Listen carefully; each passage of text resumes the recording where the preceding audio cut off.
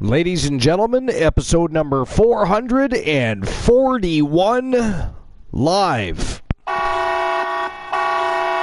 Welcome to the first Gold Rush tournament of 2023. And boy, is this going to be a banger. This tournament, of course, was set up entirely by the Severns and the Wolfpack, so it is going to be an absolute thrill ride tonight. Wait until you see the bracket, but we're, of course, going to be opening the night. The tone-setting match of the evening is going to be a banger in itself. It is going to be a barn burner. We are going to tear down the house before we get the night started. The Coalition looking for a little revenge, a little redemption after the Wrestle Wars Genesis screw job that took place last night when it came down to the Coalition versus the Primetime Players in an elimination-style matchup. The Coalition eliminated both members of the Primetime Players. They should have been crowned champions. However, that did not happen, did it? No, it did not. It absolutely did not happen. Why did that not happen? We don't know why that did not happen. The only thing we can assume is one of the two gents in the Primetime Players, or somebody they know. Maybe they have a connection. I don't know. They paid off some referees, that is for certain. Because at the end of the day, what happened at the end of the day was this. The Coalition got screwed out of winning the Archiver's World Tag Team Championship for the third time in their history. It was ghastly, it was grotesque, it was disgusting, and tonight they look for some payback against the Primetime Players. But before we get to that, we of course have the dirt sheets. We're going to have a look at a little bit of a look back into the issue that happened with Jay Briscoe. Rest in peace. Jay Briscoe, of course, passed away in a car accident. We're going to have a little bit of a look at that. Glenola, the great Glenola. We're going to actually invite the great Glenola right now. Actually, before we do anything further, going to invite the great Glenola to episode number 441, the first Gold Rush tournament of 2023. Glenola, welcome to the show. Howdy, howdy. Appreciate you. How you doing, my friend? Not too bad. How was your day? Slept most of it. You slept most of the day. Nice. So it was comfortable and relaxing then. Yeah. Excellent. And I will say, you were talking about the screw job last night, Archer. The Wrestle Wars Genesis screw job. Yeah. I talked to Wolfman. Wolfman was even upset about it. Life is great. Welcome in, Life. I think a lot of people were, to be honest. I think a lot of people, fans included. He has spent 2 years trying to actually screw Archer. He didn't get to do it himself. The one time it happened, he had nothing to do with it. Oh, that is ghastly. How dare you, sir? How dare you? But yeah, you're not wrong. Wolfman didn't get to screw Archer because the Primetime Players found a way to do that. It was definitely the Wrestle Wars Genesis screw job. That tops the Montreal screw job, and it is disgusting. Definitely. It is disgusting. But anyways, at least the Montreal was obvious what's going on. You know. Yeah. Last night that was just confusing. Life's Great said phrasing, and then said, "You guys." What? Oh, about screwing Archer. Oh, screwing Archer. Well, I mean, apparently everybody wants to screw Archer these days, and the rest of the factions to go with him. So, but anyways, so unfortunately, so Glenola had passed me an article, a little bit more detailed than the one we had read last night about the passing of Mr. Briscoe. And so we're going to have a look at that in just a few minutes. But before we get to that, you know, we're not going to start the show off with a, you know, Debbie Downer story. LOL. Oh, hey, Archer. Before you get going, you might want to change the YTD Championship match number. Because if you recall, oh, right. Soul Embers won That's that right. last Soul night. Embers did. I believe he still has to put that into the Wolfman. The Wolfman didn't get. Yeah, he's been trying it for. Yeah. Why are we repeating this? Why do we keep have to drag? Why are we dragging up the past here, Life? Why are we doing that? Wait. Someone actually. Yeah. Soul Embers won the YTD Academy Championship up. So I'm going to change that right now. Give me a moment. I forgot about that. All right. You know, Nope. But nobody still won the redemption, though. Nope. The channel reward is still locked in at 069. It's been over 3 months since somebody won that.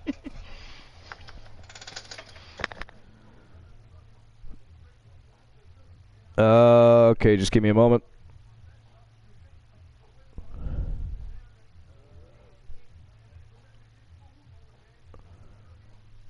All right, so it was, let's see, that was Wrestle Wars.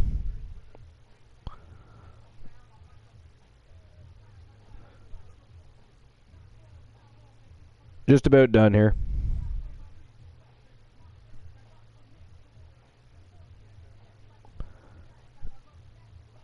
And it was good old Soul Embers. Shocking. Oh, not that one.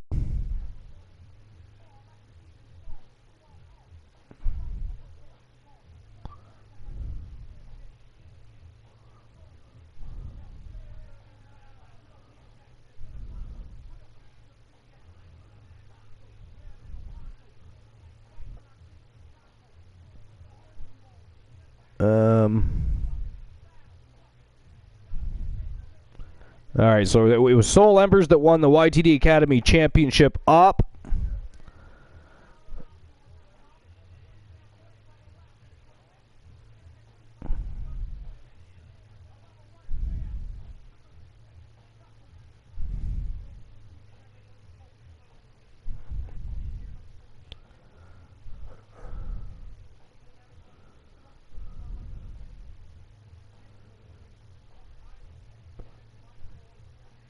And there we go. Okay, so you can officially start playing the lottery if you wish. The new numbers are still 069 for the channel redemption reward, and the new number for the YTD Academy Championship op is 099. 099. All right, so Glenilla, your numbers are 4, 2, 5. Glenilla 425 unlucky. Fun channel rewards to choose from. 963 unlucky. Play. Glenilla, your numbers are 9. 6, Fail. 3. Good luck, Glenilla. There are some amazing and fun channel rewards to Glenola choose is from. Chris Jericho today, the Ayatollah of rock and roll, the Ocho. Glenilla is Chris Jericho. The Wizard. Liv is great. Your numbers are 6. I mean, he's many things. The Lion Tamer. Liv is great. There are some amazing Wolfpack is Jericho. He's not Wolfpack. How dare you, sir? Y2J was never ever NWO, black and white, or red and black. Well, there's very few that can make that claim. I mean, to be fair, he did go to the WWE, so there's that, right? And mind you, that was until '99. I'm a little surprised, actually, that he wasn't part of one of those factions, but then again, he was a few that stayed WCW.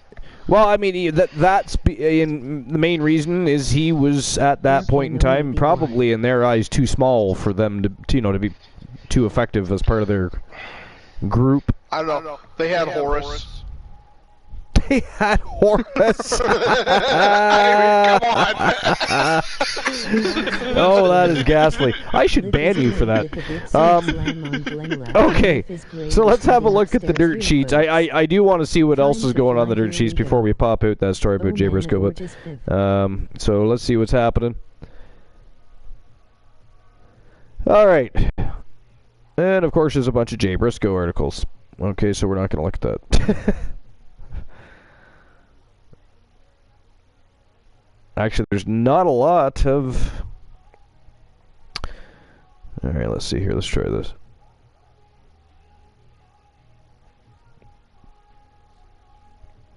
There is really not a lot of interesting information going around in the dirt sheets today, I'll tell you that.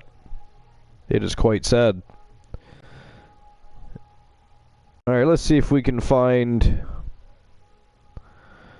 something else. Find it a little differently. Well, here's something interesting from Wrestling News. This is apparently from yesterday. I don't know how I missed it, but it's by Andrew Ravens, WrestlingNews.co. And apparently WWE is removing independent wrestling content from Peacock. Did anybody else know that? I didn't know that. Glenola? You probably didn't know that, eh?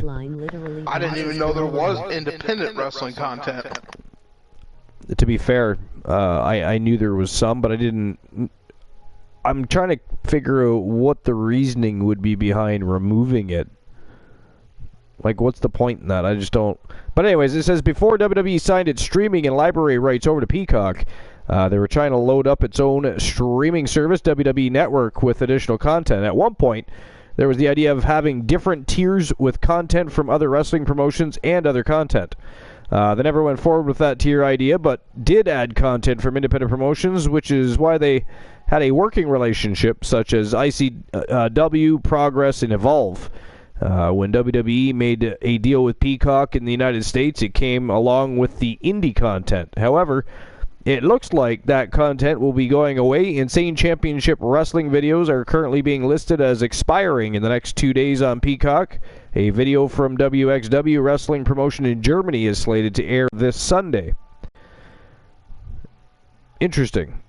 Sean Ross Sapp of Fightful knows they'll discontinue indie content on the WWE Network. Peacock, it's unclear exactly when the content will stop being uploaded. And it just says to stay tuned for any future details regarding that situation.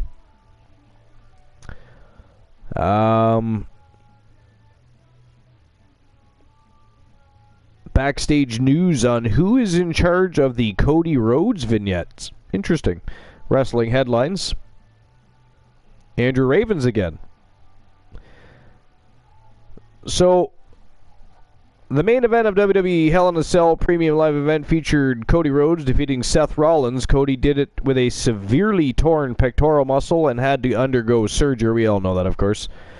According to Fightful, Rhodes has returned to the WWE Performance Center for training in order to get ready for his comeback to the ring. Carmelo Hayes and Joe Gacy, two NXT superstars, were specifically chosen by him to train with him. There have been rumors that he will come back at the Royal Rumble. Well, we already know he's coming back to the Royal Rumble. So this article was actually a couple days ago. I just wanted to see what, exactly it detailed considering the title. But he actually already basically came out and said on, what was it, Raw, in a vignette that he was coming back. So, but anyways, so it's not a rumor, but he'll be back at the Royal Rumble. On Wrestling Observer Radio, Dave Meltzer mentioned that Jeremy Borash, who spent time working for TNA Impact Wrestling before joining WWE, is in charge of the promo videos. Okay, so they don't even go on to say what the point of that article was, but so yeah, guys, it's apparently Jeremy Borash in charge of the videos, who was the guy that spent time working for TNA and Impact. Borash is great, though. I mean, good choice. Interesting. I just thought it would have been a bit better detailed article than that. You know what I mean? It just kind of is like, okay. So it's Jeremy Borash. Got right to the point. Did not mess around with that at all, did they? Now, I just found something on Facebook, Archer, that to become someone else for the day. It was a little quick thing. Okay. It's from the 434 is the Facebook page it's off of. All right. And this is 13 hours ago. Tatanka says he will not be at Raw 30. He posted the following.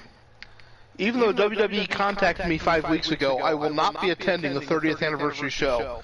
Instead, as noted, my son's wrestling team won the regional championship and we're heading out of town to the state championship.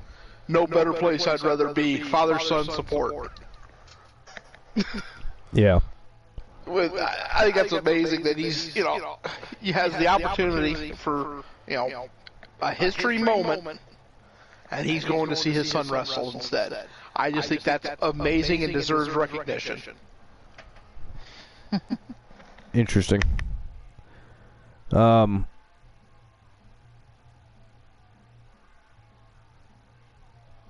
So here's something interesting for AEW fans. This is an article from about an hour ago, WrestlingNews.co. Angel Arambolas, we've read articles from him before. Apparently, no, I haven't watched it yet, but so if anybody hasn't, I do apologize. Sorry about your damn luck, however. I'm going to read it anyways. Top AEW stars turn heel on Dynamite. A heel turn has been brewing for weeks, and it happened tonight on AEW Dynamite. On tonight's show, Saraya and Toni Storm attacked Willow Nightingale after Saraya helped Storm cheat to win the match. Ruby Soho. Anyways, Ruby Soho won the match. I'm not going to see who I am now after reading that name. The heel turn was hinted at before the match during a backstage segment where Saraya and Storm talked about knowing more than the AEW originals because they've been to other places, basically an ex-WWE wrestler versus AEW original feud. Hikaru Shida was also around ringside, but she seemed to remain neutral, but it's being teased that she will be part of the originals group. Alright, so that's interesting. Sort of, anyways. Interesting-ish. Here's something from Wrestling News. Actually, E-Wrestling News. And I'm trying to find who posted or published it. But I don't see. I think that's common with E-Wrestling News, though. But anyways, it is eWrestlingNews.com, regardless. And it's Kofi Kingston talks Vince McMahon's return and confirms Woods is hurt. So, Kofi Kingston was recently interviewed by the New York Post. The current WWE Tag Team Champion spoke about Xavier Woods' injury and his reaction to Vince McMahon's return. Shawn Michaels personally requesting New Day in NXT. Shawn Michaels was my guy, so anything he asked me to do, I'm going to do it. It was an honor to be asked to be summoned by Shawn Michaels to NXT because he's Shawn Michaels. But it's always something we wanted to do. We always wanted to go down there and mix it up with Pretty Deadly.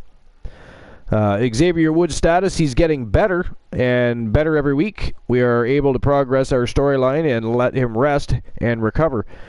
He'll be good in no time. He's made a lot of progress already. His reaction to Vince McMahon's return, it's great that Vince is back. Obviously, when he left, there was a huge void, especially for me. When ever since I've been on the roster, WWE without Vince was unconscionable. When he stepped down, it was like, oh my goodness, I can't believe this is happening. Is this actually really real? But also, it was great to have a bit of change with Triple H at the helm, being able to do things in a way that he did, and Stephanie and CEO Nick Khan. It's always good in WWE to have change. Now that Vince is back, it's change again. The New Day are scheduled to defend their NXT Tag Team Championships at the upcoming Vengeance Day pay-per-view event at... that's supposed to say premium live content. How dare they? They're going to be in big, big doo-doo. How dare they? But anyways, on February 4th, they will defend in a triple threat match against Gallus, Mark Coffey, and Wolfgang, and Pretty Deadly, Elton Prince, and Kit Wilson. And Pretty Deadly is actually a really good tag team, and I expect them to make the main roster probably pretty soon. And of course, if you want to check out any updates they might have regarding this, just check out eWrestlingNews.com for more. And I'm just looking to see if there's anything else interesting or not here. I mean, unfortunately, a lot of the news is about Jay Briscoe, right? And understandably. I'm not knocking that at all. It's understandable. Will remain strong by our constant support for one another's endeavors. With that said, all right. So, well, okay. So Glenola gave me a list. Glenola, did you want to read it, or do you want me to read it? No, I'll let you read the article, and then I have a slight update to that article. Okay. So, let me bring that up. Oh, I'm not going to find it there. Let me catch up on chat too. See what's crack-a-lacking there. Wuffy Duffy! Yo, Wuffy Duffy! Wuffy Duffy, you better be getting ready to get your ass into the Archerverse Discord to put your wrestler hashtag in there so that you too can be part of the fam jam. I mean, I do hope you choose a better faction. I mean, everybody keeps joining the Weapons of Mass Destruction, the Wolfpack, and I understand they are formidable, they are powerful. But Wuffy Duffy, you know, there is other factions that you might want to just reach out to and perhaps consider aligning yourself with. But I mean, I'm not telling you what to do. You can do what you want to do. You're going to go where you want to go. But Wuffy Duffy, Now, Wolfpack is by invitation only. So can we get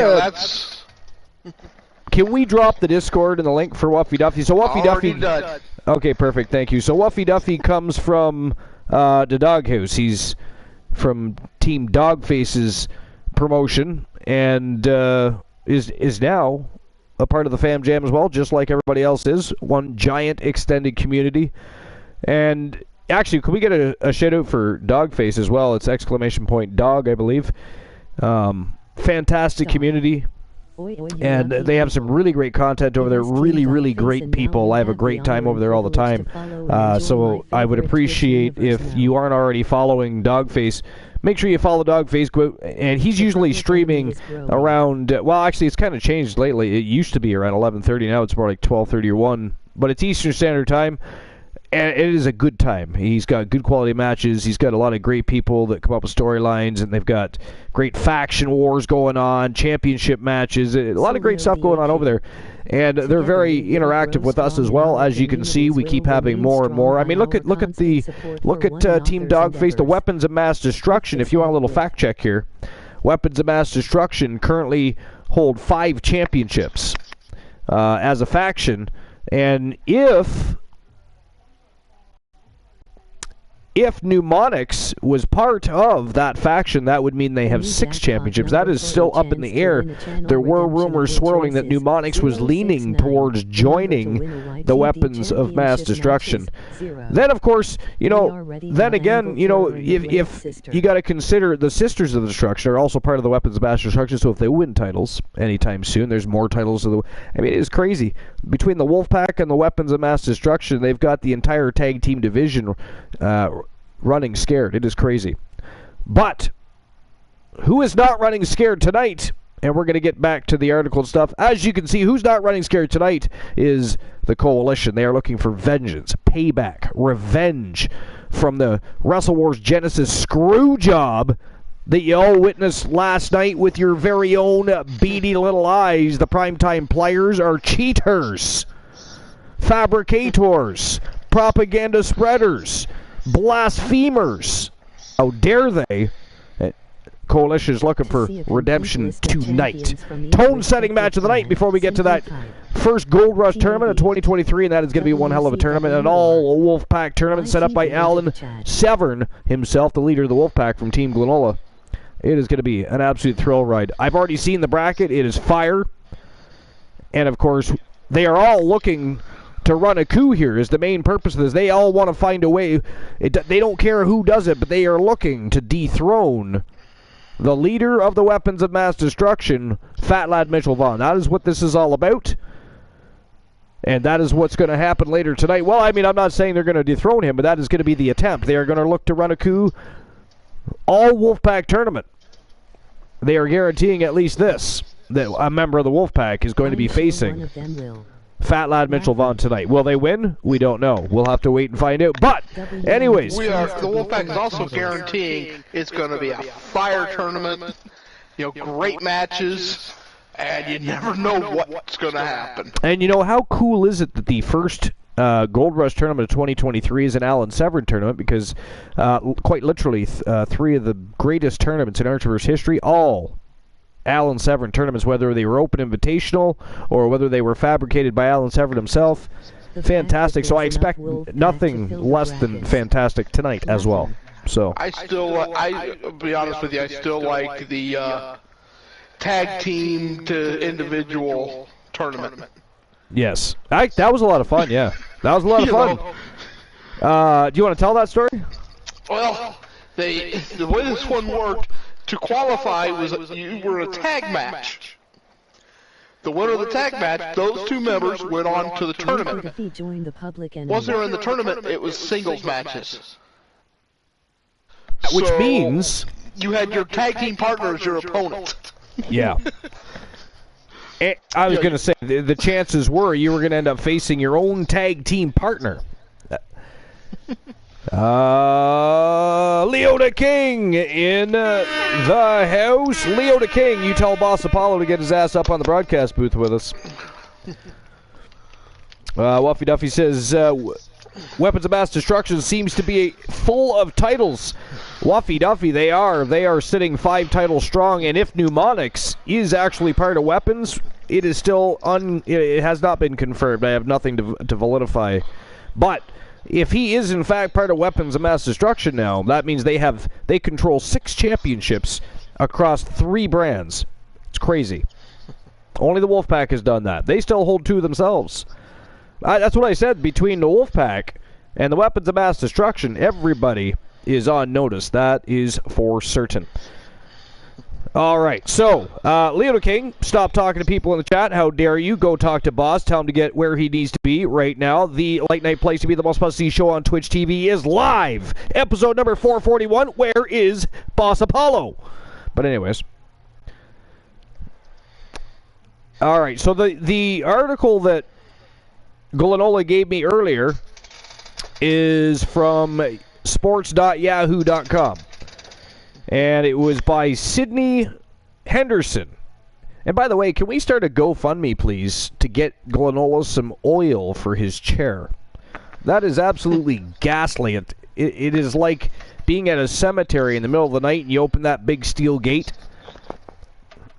We need to get... He needs some WD-40. Listen to that. Oh, that's just my back. All right, so I don't think, unless you are Inspector Gadget, that was not your back, sir. How dare you lie to the masses like that? That is ghastly. All right, so it was by Cindy Henderson of USA Today. It was posted Wednesday, January 18th. Well, that's today. It was posted today. Hey, yeah. The Anyways, prices have gone so up. You know the price of WD-40 now. Jamin Pugh, a professional wrestler who competed in the Ring of Honor for 2 decades under the stage name Jay Briscoe, died in a car accident on Tuesday. He was 38 years old. According to Delaware State Police, Briscoe was traveling eastbound in a 2016 Chevrolet Silverado 2500. Man had good taste. In Laurel, Delaware, where a pickup truck traveling in the opposite direction swerved into his lane for unknown reasons and struck his vehicle head-on. Briscoe and the other driver, 27-year-old Lillian Tehran, were both pronounced dead at the scene. Briscoe's 9-year-old daughter and 12-year-old daughter were also in the car with him during the collision. Although he was not wearing a seatbelt, his daughters were properly restrained. The 2 girls were hospitalized and remain in critical condition.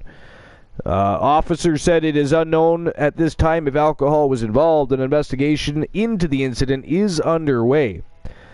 All Elite Wrestling owner CEO Tony Khan, who purchased Ring of Honor Wrestling in March 2022, announced Briscoe's death in a statement shared on Twitter on Tuesday. Sadly, Gemma Pugh has passed away, known to fans as Jay Briscoe. He was a star in ROH for over 20 years, from the first show until today. Khan wrote, Jay and his brother Mark dominated ROH, reigning as champions to this day. We'll do whatever we can to support his family. Rest in peace, Jamin. Briscoe joined ROH Wrestling in 2002 alongside his brother Mark, forming the successful team, the duo known as the Briscoe Brothers. Briscoe, who was 18 at the time, and Mark, who was 17, had competed since the company's first ever show. It is with a heavy heart, this is a quote, it is with a heavy heart that we mourn the tragic passing of Gemma Pugh, known to the wrestling fans around the world as Jay Briscoe. All Elite Wrestling wrote in a statement, our thoughts are with his family, his friends, and his fans. The Briscoe Brothers are considered the greatest tag team duo in ROH history. The Briscoe Brothers held the ROH World Tag Team Championship titles a record 13 times for a combined 1,413 days. They recently won tag team titles back in December in a double dog collar match against FTR's Cash Wheeler and Dax Harwood. I've been in tears since I heard the news. I just don't have the words. Rest in peace, Jay, Wheeler tweeted on Tuesday evening. Harwood shared a photo of the Briscoe brothers and FTR sharing a drink in the locker room together. And he said, "I love you, Jay." Tributes continue to pour in from the wrestling community. Paul Triple H Levesque described Briscoe on Twitter as an incredible performer who created a deep connection with wrestling fans across the globe. Matt Hardy said he's devastated that Jay Briscoe tragically died today. He said, "I was honored to work with him many times." Hardy tweeted, "I love Jay. Jay was so real. Jay loved his wife and kids more than anything, and we shared that bond. I'm heartbroken for his family." Briscoe and his brother Mark were inducted into the inaugural class of the ROH Hall of Fame last year. Briscoes are not solely defined by their impressive championship resume. However, they have been the heart and soul of ROH and emblematic of the company's standard of excellence inside the squared circle. ROH said of the duo in their Hall of Fame induction, whether they were wrestling in front of a couple hundred fans at a rec center or a sold-out crowd at Madison Square Garden, Jay and Mark Briscoe sacrificed their bodies and gave everything they had to ensure the fans got their money's worth. And that's where that article ends. Now, I understand that Glenola actually has an update to this article. So, Glenola, if you want to let us know about that update. This update is not directly for that article per se, but it's in direct connection. First off, his Almighty Exotic. Both,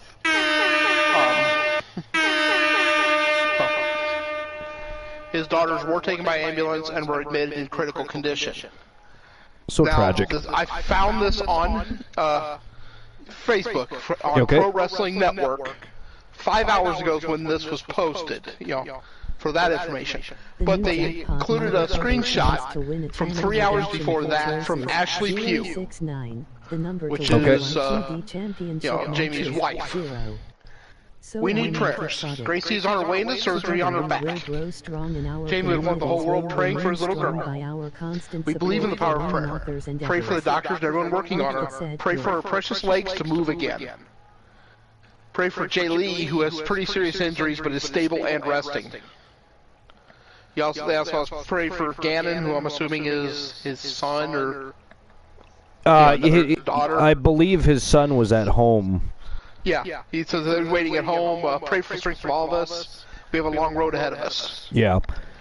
And that was from his wife. Such a sad thing. And I appreciate all the RAPs in the chat room. So tragic.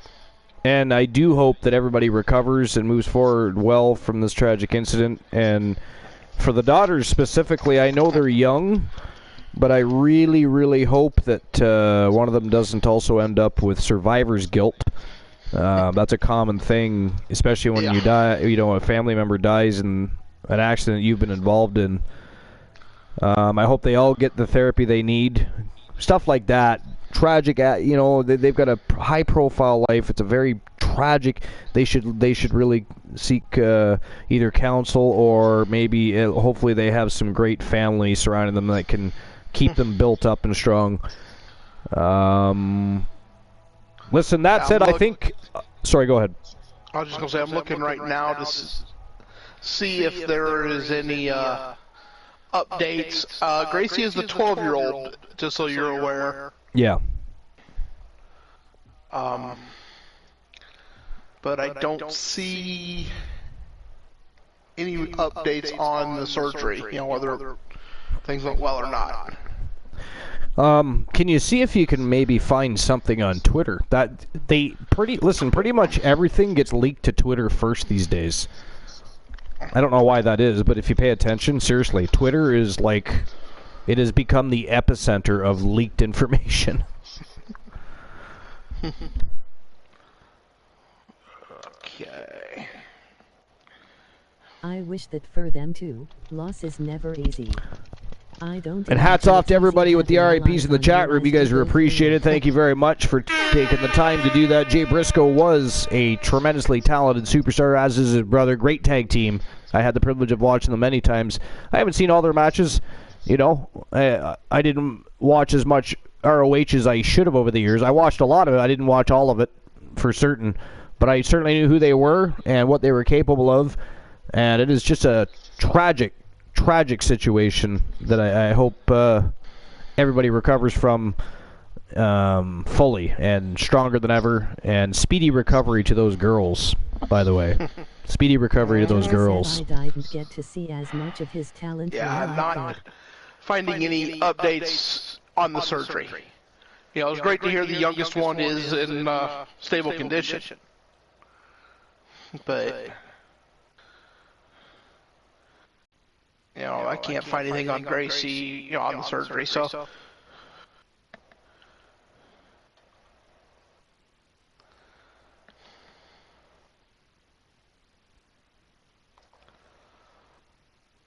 I will. Didn't it say it said both were in the hospital though? Did it not? Yeah, they're both in the hospital. But at least from the way I read what Ashley put, the youngest one is stable. Okay. You know, serious injuries, but stable.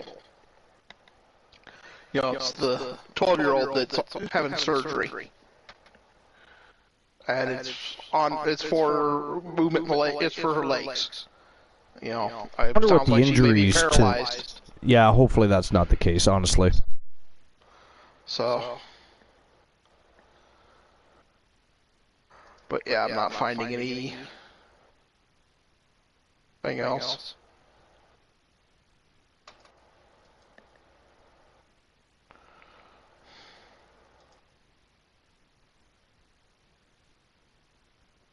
Neither here nor there, really, I guess. Either way, this is why I wanted to save this information till right before we got the show on the go, to get the, you know, engine moving again, get everybody revved up, ramped up, ready to rock and roll. We're going to party. We're going to have a good time. We are going to celebrate. It is the first Gold Rush tournament of 2023, but this did need to be shared and discussed, and it is a very tragic, tragic situation.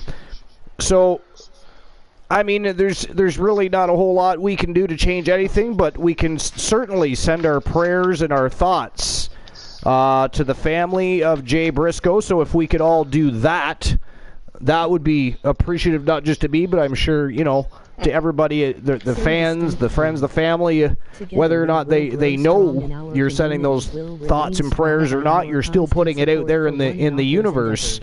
And when you put good things out in the universe, good things come back to you in said universe. So, here's what we're going to do, because I think that maybe we could pay a tribute of our own. So what we're going to do is I am going to, for 5 minutes, I am going to turn on the emotes only chat. We are going to be silent for the entirety of the 5 minutes while we get the show on the go and get things started. We're going to have not a minute of silence, not a moment of silence. We are going to have 5 minutes of silence in honor of Jay Briscoe, who sadly and tragically passed away in a car accident that his 2 girls were involved in that accident with and were injured and are in the hospital recuperating. One of them may never walk again. So if we could, for 5 minutes, flood the chat room with emotes as a message to send a speedy recovery to those girls and our best wishes to the family that everybody get better. I'm going to do that right now. We're going to get the show on the go, and that is going to be our tribute to the Briscoe brothers, the family.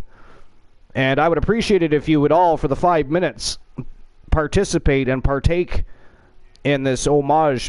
And again, very tragic incident. Rest in peace.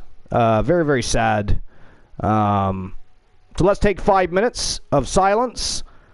And again, I'm going to turn on the emotes only chat right now. Go ahead and flood the chat full of emotes for the 5 minutes. Pay your respects to Jay Briscoe and his family and wish them a speedy recovery. In the meantime, let's try to cheer up a little bit as we get the show on the go, get the blood pumping, the electricity flowing. Episode number 441 live, the first tournament, the first Gold Rush tournament of 2023. Let's get it underway. The tone-setting match of the night before we get to that tournament It is the Coalition looking for a little redemption, a little payback, a little revenge after the Wrestle Wars Genesis screw job last night. They are going to be getting their rematch against the Primetime Players right now for the Archiverse World Tag Team Championships. Let's get those titles on the line, and as soon as those boys start making their way to the squared circle, begins the 5 minutes of silence. So here we go. The Coalition versus the Primetime Players. 2 out of 3 falls. World Tag Team Championship on the line. Let's go.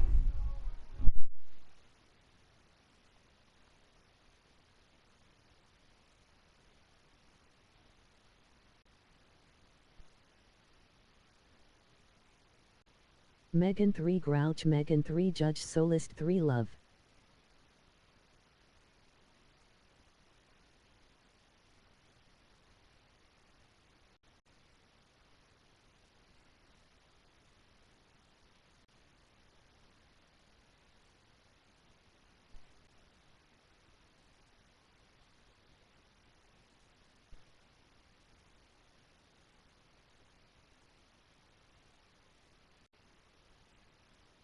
Megan 3 Hug, Solist 3 Love, Distant 5-7 Lovebird.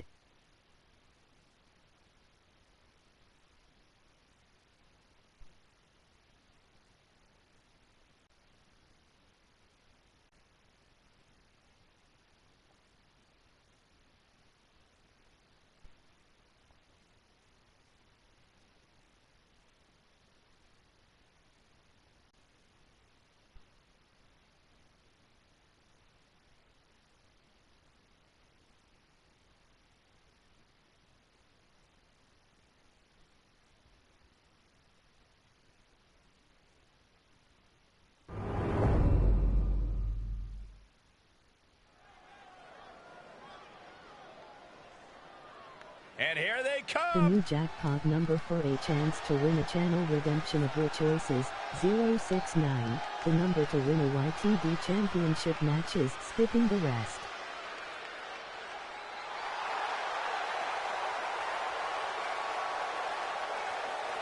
The following contest is a 2 out of 3 falls match and is for the World Tag Team Championship.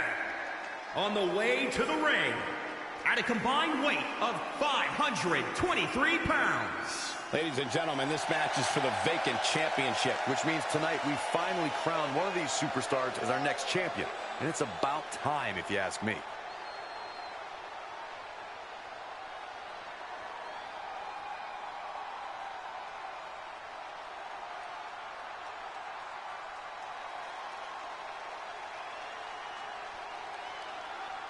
To see a complete list of champions from each respective brand, simply type TAB, WCW or YTD into the chat.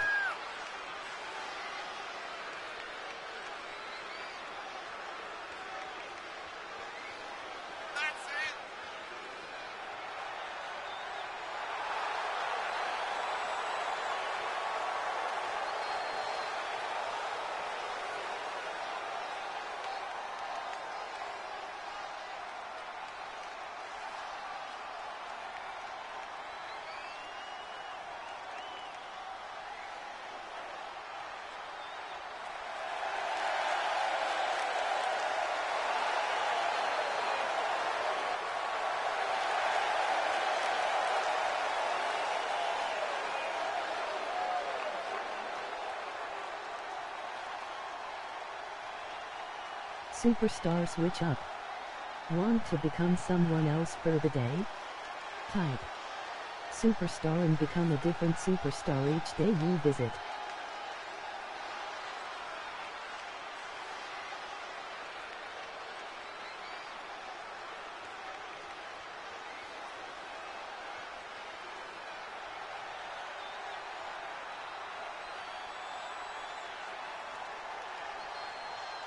The WWE Universe on their feet.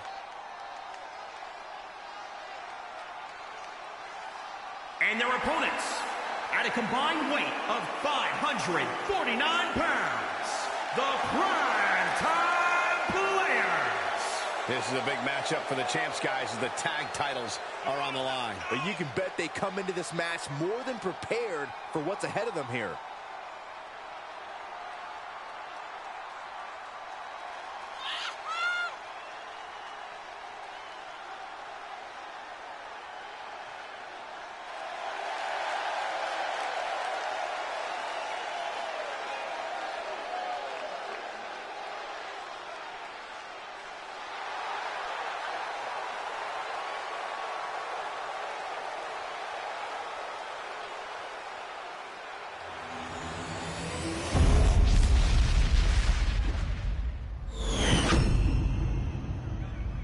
The tag title's on the line. You can feel the excitement in the air.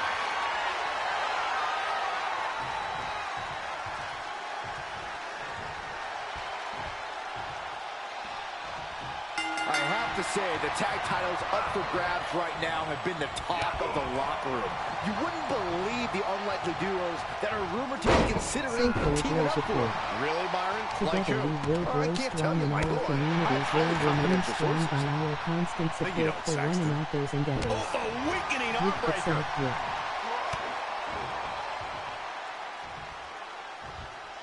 Oh, clothesline. Saw that one coming. He deflects it right back. Did you see that? Propelled through the air. What's the biggest risk in a Falls Count Anywhere match? I'd say a false sense of security. Oftentimes in a standard match, you can And I think that probably about does it for the 5 minutes. You need to treat every setting like it's high risk. Appreciate everybody participating in that tribute. All right. That's going to sting. So the Coalition and the Primetime Players doing battle. Vacant, apparently, tag team titles. That's kind of karma, isn't it? Wrestle Wars Genesis Screwjob last night. And suddenly tonight the titles are vacant. Interesting. Didn't see that one coming, I'll be honest. But we're going to go with the flow on that one. Anyways, Glenola, anything interesting as far as lists for us this evening that aren't Taco Boy lists or anybody else that might happen to be on the band list? But you got to take your mute off first. Today, Joe Link is riddled. Well, if you really want me to take the mute off. Oh, I didn't realize we had Darth Glenola. All right, that said, I will do the first list of the evening. Here we go. So the first list of the evening is a list by thesportster.com, and it is the 10 best WWE Championship matches according to Dave Meltzer. This should be interesting. My head is almost hurting just reading that, so I can only imagine. But let's see what it entails. This is posted by Andrew Kelly, and it was actually posted July 19th of last year, so last summer. So some all-time classic matches have been battled with the WWE Championship on the line. Here are the best according to Dave Meltzer. The WWE Championship is the most prestigious prize in all of wrestling, second only to the Archer's Wrestle Wars World Championship, and no matter where WWE's quality of product is, it has such a rich lineage and celebrated history as being the pinnacle of the entire industry. When looking back over the years, it is very easy to see why it has this reputation. Some of the all-time classic matches have been battled with the WWE Championship on the line between the biggest legends of the industry, with no other championship in WWE having this sort of pedigree in terms of match quality. Dave Meltzer's star ratings give a great indication to which matches are better than others. So number 10 on the list is Triple H versus Cactus Jack at No Way Out 2000, and it received a 4.5-star rating. Now his ratings are at a 5, of course. So this was a thrilling clash inside Hell in a Cell in a rivalry which certainly warranted the stipulation. Actually, Glenola, myself, and I believe Boss Apollo talked about this very match not long ago. So anyways, it built from their previous encounters into something bloodier and more fueled with hatred. This match marked the end of Foley's full-time career as a wrestler, and it couldn't have been done in a better way. Triple H's backdrop to Foley through the cell is still one of the most stunning visuals of all time, with this feud helping to further propel Triple H to legendary status. Most stunning visuals of all time, next to, of course, The Undertaker tossing him off the top of the cell onto the announce table, right? They failed to and neglect to mention that, but yeah, but that was just as much. They're right, it was a stunning visual. And one of the most stunning visuals of all time, but next to him being tossed off the top of the cell by Taker, though, I think, anyways. Let's see, just gonna check up with the chat here real quick. Oh, Joe Link is in the house. Joe Link, what's going on, Joe Link? Of course, his superstar, the Phenom Joe Link, and the new Pure Wrestling champion, and is going to be challenging for a championship either this Friday, this Sunday, next Tuesday, or maybe he's going to challenge at Slamboree. I don't know. The choice has not been made official as of yet, so we'll just have to wait and see where he goes with that. But what's going on, Joe Link? All right, I got to see who I am. I read Ruby Soho. I'm hoping I don't get Ruby Soho, or we're going to have to ban Froggy Mothlegs. I am Stone Cold Steve Austin. Hell yeah. No goddamn time I get somebody decent. That is not funny, Glenola. Not funny at all. That is not good manners, sir. Honeybee Wrestling. What's going on, Honeybee? Yo, Honeybee, did you see the Diamond B. Jackson's title defense against Mia Yim today over at YTD Academy? My God, she put on a clinic in there. It was fantastic.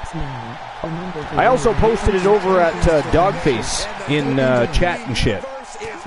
Or Chat Shit, or whatever it's called. So you can find it there, or you can find it on our Archivers Discord, or you can find it on YouTube. I mean, you've got lots of options, Honeybee, but it was a fantastic matchup. We did have a new champion today, though, ladies and gentlemen. Before I get back to the article, let's not forget, did anybody that wasn't paying attention to YTD Academy today, we did have a brand new champion today. Ric Flair, the Nature Boy, has finally been toppled. And none other than YTD Academy sensation Mnemonics that did it submission match this afternoon and is the new YTD Academy submission champion. What do you have to do to put this guy away? So congratulations to Team Techno and, of course, Mnemonics, the new YTD Academy submission wrestling champion. All right. Can you blame him? Almighty Exotic says this is 4x2, very testing of the newly 4x... Well, it's not 4-on-2. It's actually it's 2-on-2. The boys just come out to play a little. They're just keeping an eye on things, making sure there's no further disruptions after the Wrestle Wars Genesis screw job. You know what I'm saying? Whatever's playing here can't be good. You know what I'm saying? That's what that's about. But anyways, all right, I'll get back to my list here. Number 9 on this list is The Rock versus Stone Cold Steve Austin. WrestleMania 17 also got 4.5 stars. So matches between The Rock and Steve Austin were never technical master classes, but their storytelling abilities made them one of the best partnerships of all time, with this matchup being up there with the greatest WrestleMania matches ever. It was exciting, hard-hitting, and full of everything that made WWE incredible during this era. Austin's crazy heel turn at the end of the match was just a small part of what made this matchup such a spectacle. No, stops the count at 2. It actually was a great match. They're not wrong. So far, I'm not disappointed with this list. I mean, whether or not we could swap out other matches that we can think of in place of and/or different order, so far still solid. Number 8, Triple H versus Cactus Jack. Royal Rumble 2000, also 4.5 stars. So the punishment dished out by both men was almost uncomfortable at times in the best possible way, with it feeling like an authentic fight between two individuals who hated each other's guts. It was bloody, violent, and impactful, with everything feeling important during this matchup. Both Cactus Jack and Triple H showed a lot of resilience and guts, with a lot of respect added to their names after this matchup. The finishing sequence, in which Cactus Jack somehow kicked out of a thumbtack spot and pedigree, was amazing, although he would ultimately come up short in the match. All right, number 7 is Daniel Bryan versus AJ Styles, TLC 2018, and this one got a 4.75 star rating.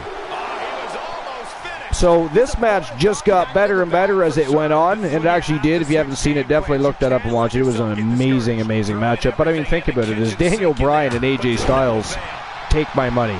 Any day of the week, take my money. But anyways, with the two of the world's best in the ring, talents battling in what many saw as a dream match, this was technically superb, with them not putting a foot wrong throughout the whole contest. And that's true. There was not one botched moment, and the most impressive part about that is it was a fast-paced, high-octane, hard-hitting. It was a fantastic matchup, Styles and Daniel Bryan. So the psychology and storytelling throughout were world-class, and it is rightfully up there with some of the all-time classics when it comes to match rating, and it will likely get spoken about more fondly in the future, as it is often brought up in the conversation of the best matches ever currently. Number 6, AJ Styles versus John Cena, Royal Rumble 2017. It got a 4.75 star rating. So the chemistry between AJ Styles and John Cena throughout 2016 and 2017 was sensational. And god damn it, ladies and gentlemen, that is it. That is all. The winners of the best 2 out of 3 falls tag team contest, and, well, now new but still World Tag Team Champions from Team Almighty Exotic. They are the Great Champ Jackson and J.R. Black. They are the Prime Time Players, and they are still your champions. So congratulations, Almighty Exotic, and congratulations to the Prime Time Players. At least that match got through without a screw job. All right. So the Prime Time Players still riding high in the tag team division as tag team champions. That was a great matchup. Great matchup. Can't even argue that one. All right, so I have returned. Welcome back, Darth Glenola. Howdy. All right, so now on to the main feature of the evening. And, of course, that feature of the evening, the first Gold Rush tournament of 2023. It is an Alan Severn tournament, and it is an all Wolfpack affair. They are looking to run a coup here tonight. They have not hidden that fact. It is trended worldwide. Hell, they've put it out in the media themselves. They are looking to screw Fat Lad here tonight. They want one of the Wolfpack members to dethrone Fat Lad Mitchell Vaughn. Which one? They've got to beat the shit out of each other and claw and scratch and climb to the top of the ladder rung by damn rung to get to him. It is another Alan Severn test, and it is his own cronies, if you will, that are in the limelight. So here we go. Let's have a look at this quarterfinals. Starting at the top of the quarterfinals, we have the Omega. Marshall Omega from Team Night the Undying, taking on the Texas Tornado, Kerry Von Erich. Next matchup, we've got the TDEX 100 from Team Froggy Moth Legs taking on GGP, Greek God Papadon, former submission wrestling champion, by the way. Next match in the quarterfinals, it is Carino, Sinister Farmer from Team Cornhusk Show, taking on the newest member of the Wolfpack. It is Taz. Last but not least, this one's going to be a banger. It is Psychosis Kyle Riley going one-on-one with War the Machine in an epic clash that is definitely going to leave one of them in a different state of mind, potentially for the rest of their lives. It is going to be an epic evening, and I can't wait to get things started. Glenola, anything you wish to share concerning this tournament, what brought the tournament about? And by the way, how have you found the success of Starcade since you and the Wolfpack took over the reins? Well, so far, things have gone very well. Some amazing matches, and just turning everything on its head. I mean, it was a genius move to strip all the titles before they got started so that everybody had a shot. Did make things very interesting. And, this tournament here, I'm looking forward to seeing these matches. I mean, just,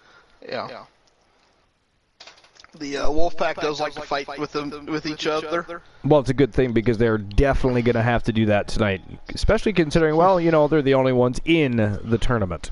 Yeah. It is an all Wolfpack affair. All right, so if you were forced to make a prediction, I know it is your own faction.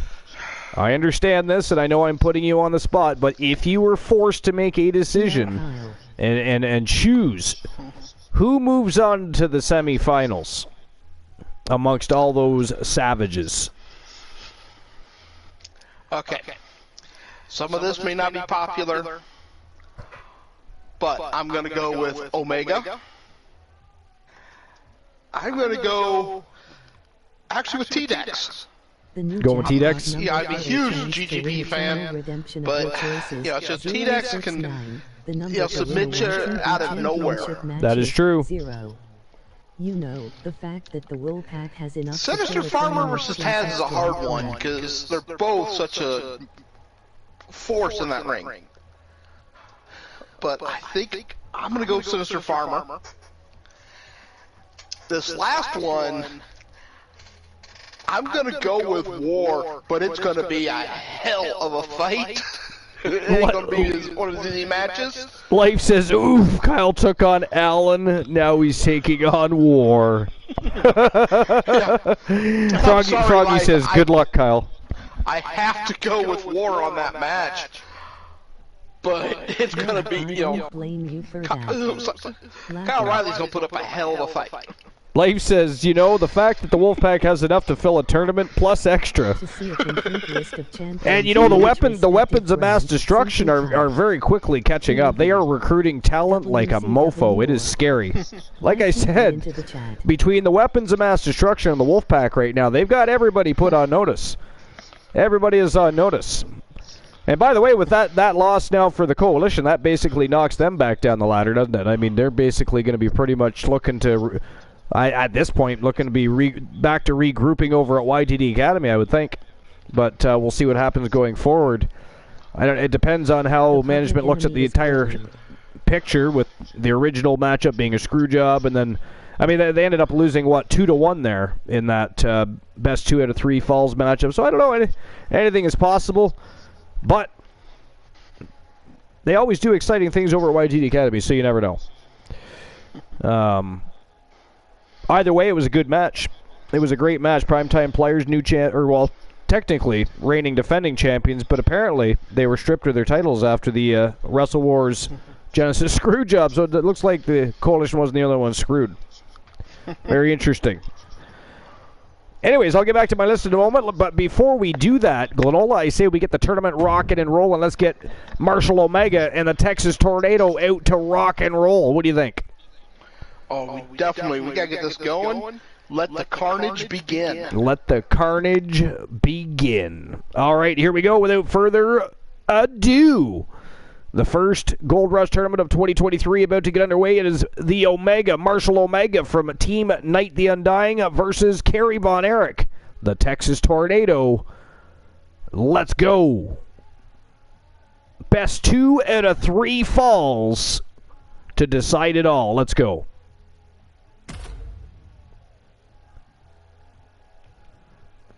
Alrighty then. And Glenola, I don't know if you were listening, but I did start a list. So Yes. I figured I may as well go first tonight, considering I also have another list for later, if you can imagine. Awesome. Yeah, I've Doing only my got 3 homework. lists open I've up. only got 3 lists open up. Whatever. Okay. Anyways, we're not talking to Glenola right now. Back to our I gotta article. Go to bed, friends. It's supposed to snow tonight, so The article continues that with this WWE encounter being arguably the best of the bunch, this was a unique match, as throughout its 24-minute entirety, neither man left the ring once. It was a beautifully wrestled match, with it being a significant for seeing Cena win his second, equaling 16th world title. Why does it say second record set? I don't know. They really need to work on their editors. have a good night. Live All right, great. number 5 on the list is Brock Lesnar versus John Cena versus Seth Rollins. Royal Rumble 2015, also receiving 4.75 stars. So on what was a disastrous pay-per-view overall, this was a stellar triple threat match for WWE's top prize. Brock Lesnar was presented like a complete monster, overcoming all types of punishment, including a huge top rope elbow through the announce table at the hands of Seth Rollins. Rollins was the young up-and-comer in this matchup, and he took his next step to stardom in this match by looking like an equal to both Lesnar and WWE's number 1 babyface John Cena, who once again rose to the occasion for a big match. Number 4, Shawn Michaels versus Mankind, In Your House 10, Mind Games, 1996, also receiving 4.75 stars, which to me is incredible considering it has Mick Foley in it, it has Mankind in it. Let's face it, he was never the greatest of wrestlers, but when he's in there with somebody great enough to lead him through a match, he was capable of putting on some great matches, this being one of them. So, I can't remember. I have watched the match. I don't remember if I would have made it a 4.75 or not, but for argument's sake, anyways, it says for 2 huge legends, these men didn't clash too often, but when they did at this show, it was magic. Mankind's character was still sadistic and physical at this stage, and it was made for a very fun dynamic, with Michaels having to give up his flashier offense in order to survive. A big downside to this was a poor finish in which Vader ran out and caused a disqualification. The star rating of this match, even with a terrible ending, is testament to the in-ring quality that was on display in this matchup. So, terrible match, Vader caused a disqualification, and it still recorded a 4.75. That's interesting. Number 3 on the list, Bret Hart versus the British Bulldog, In Your House 5, Seasons Beatings, 1995, and it received a 4.75 star rating. So again, on what was a terrible pay-per-view, Bret Hart and the British Bulldog salvaged this show with a phenomenal WWE Championship match. In contrast with their technical prowess displayed in previous encounters, this was a physical and bloody brawl between rivals. This took the intensity up multiple levels, with Hart's title reign feeling at huge jeopardy due to him being unable to defeat Bulldog in the past. However, Hart managed to pull out the win, even with Jim Cornette helping Bulldog at ringside. Number 2 on this list. And first I'm going to just check up with the chat here real quick. Have a great night. Life's great. All right, Life, have a great night. Thanks for being here. Appreciate you. We'll let you know. Well, actually, I guess you'll have to check the VOD to see what happens with one Kyle Riley in the first Gold Rush Tournament of 2023. The dangers in this kind of match are endless. Byron, what all right. So, it's all about the dangers of the unknown. number 2, Go anywhere in attack. Bret Hart versus Owen Hart, SummerSlam 1994, 5 stars.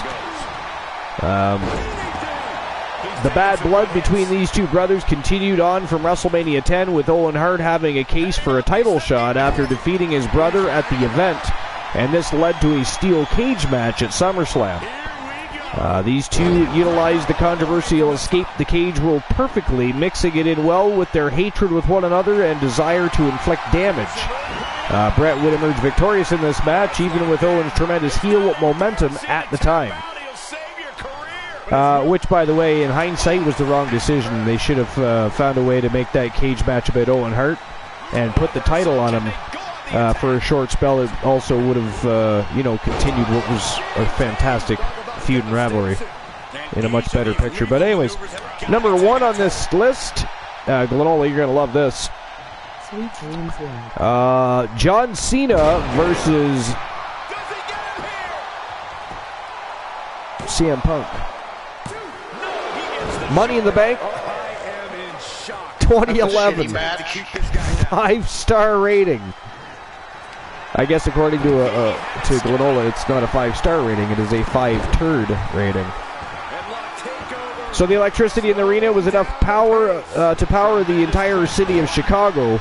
The crowd were firmly behind CM Punk as his contract was set to expire following the event, adding a lot of intrigue into the result. Punk and John Cena showcased tremendous chemistry in this match on top of the wonderful atmosphere. Punk won the match to a huge ovation, with the bout playing out perfectly in terms of fluid wrestling, organized chaos, and a stunning crowd. So again, that was by thesportster.com, and it was the 10 best WWE Championship matches according to Dave Meltzer. Again, number 10 was Triple H versus Cactus Jack, No Way Out 2000, got a 4.5-star rating. Number 9 was The Rock versus Steve Austin, WrestleMania 17, 4.5-star rating. Number 8 was Triple H versus Cactus Jack, Royal Rumble 2000, 4.5-star rating. Number 7 was Daniel Bryan versus AJ Styles, TLC 2018, 4.75-star rating. And there's a pinfall on the Texas Tornado by Marshall Omega. I don't know if there was already a pinfall or not. It's either 1-0 or 1-1. Let me just check up at the chat and see if Joe Link has anything in there. That is 1-0 now, Joe Link, for Marshall Omega. Oh, it's 1-1 now. Okay. I thought I heard a bell earlier, but I wasn't sure exactly what happened. Yo, girly girl! What's going on, girly girl? Welcome into episode number 441. We are only 9 episodes away, guys, from 450. Fantastic. Hey, girly girl. And hi, Joe Link, by the way. I haven't said hi to you yet. Oh, ignoring one Joe Link. Texas Tornadoes. Whoa, clocked. Oh, he knocked him out. Holy shit. The Texas Tornado packs a punch, folks. Knocked him out cold. The winner of the best 2 out of 3 falls match and moving on to the semifinals. The Texas Tornado, Kerry Von Erich, is the first one through to the semifinals, ladies and gentlemen. Wow. You know what? Here's the thing. I would have put all my money on Marshall Omega for that one, and Kerry Von Erich. Texas Tornado knocked his ass out cold. Woo! Congratulations to Kerry Von Erich. Man, oh man. That's insane, right? Well, I mean, I'm sure you're not surprised by your own faction's performance, but I mean, either way, that was still a great match. Marshall Omega, Texas Tornado. I mean, that was awesome. I said it at the start. You never know what's going to happen. And you got some of the best in the business going against each other. Right? All right, here we go. We're moving on to matchup number 2 in the quarterfinals. And here we go, ladies and gentlemen. Check this bad boy out. We've got the TDEX 100, and we've got the Greek God, Papa Don GGP. Who do you guys think is moving on to face the Texas Tornado? Is it going to be the TDEX 100, or is it going to be GGP? What do you guys think? Tell me. Sound off in the chat room. Let me know what you think is going to go on. There's already been some great surprises here tonight. I mean, let's face it. I think the world thought the Coalition had things wrapped tonight. The Coalition lost. The primetime players still the World Tag Team Champions. I mean, they're a formidable group. Formidable tag team. I guess there's, it's not entirely a surprise to many, I'm sure. But I'm sure many thought they were going to lose to the Coalition tonight. Then the Texas Tornado, not just defeating the Omega, Marshall Omega, knocks him out cold. Crazy. Let's see what happens in this one. Glenola, what do you expect to happen in this one? Honestly. TDEX, GGP. It's just a great fight between these two. I'm going with TDEX because, like I said, he can slap that submission on from anywhere. You never know where he's going to hit you with it. Fair. Looks like Froggy and Joe Link also going for GGP. Yeah.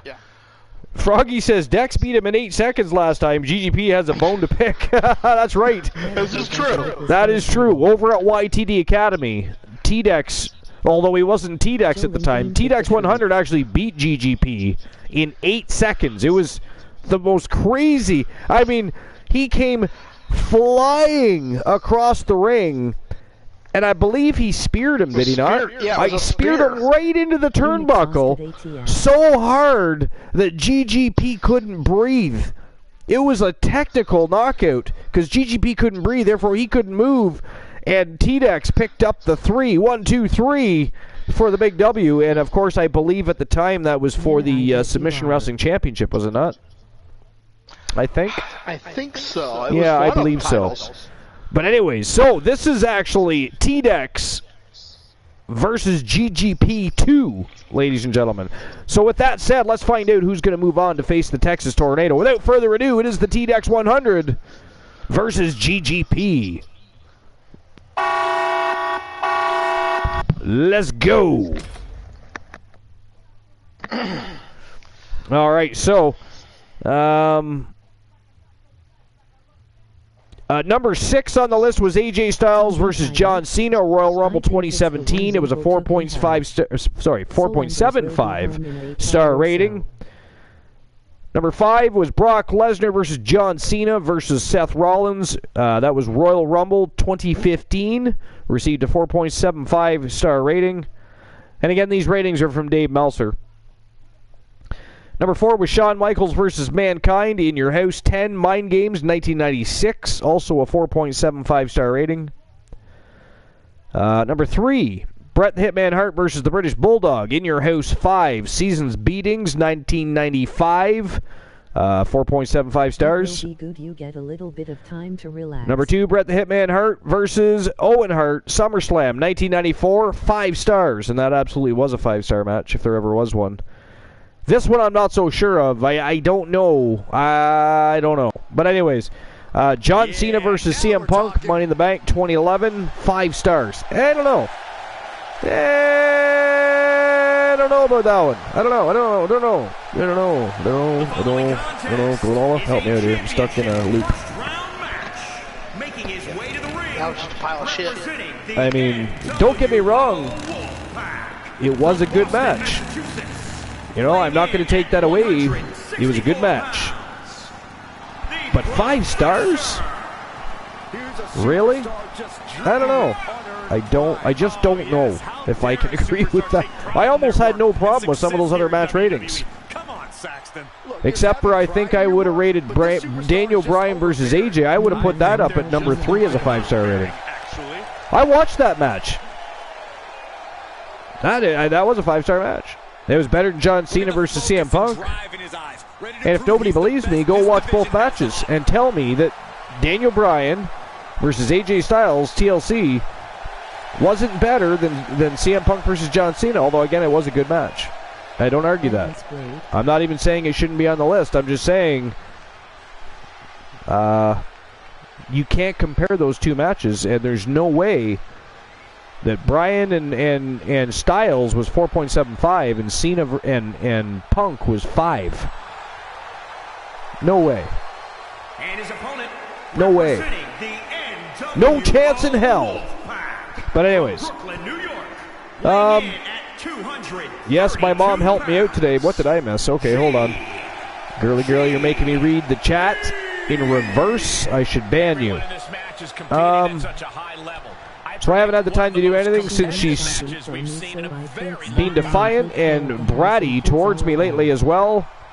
Well, I gotta go way back here. Hold on.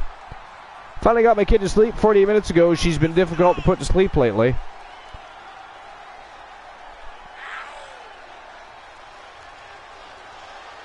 She went shopping for me so I could stay home and take care of the house and kids. Nice. That's very cool.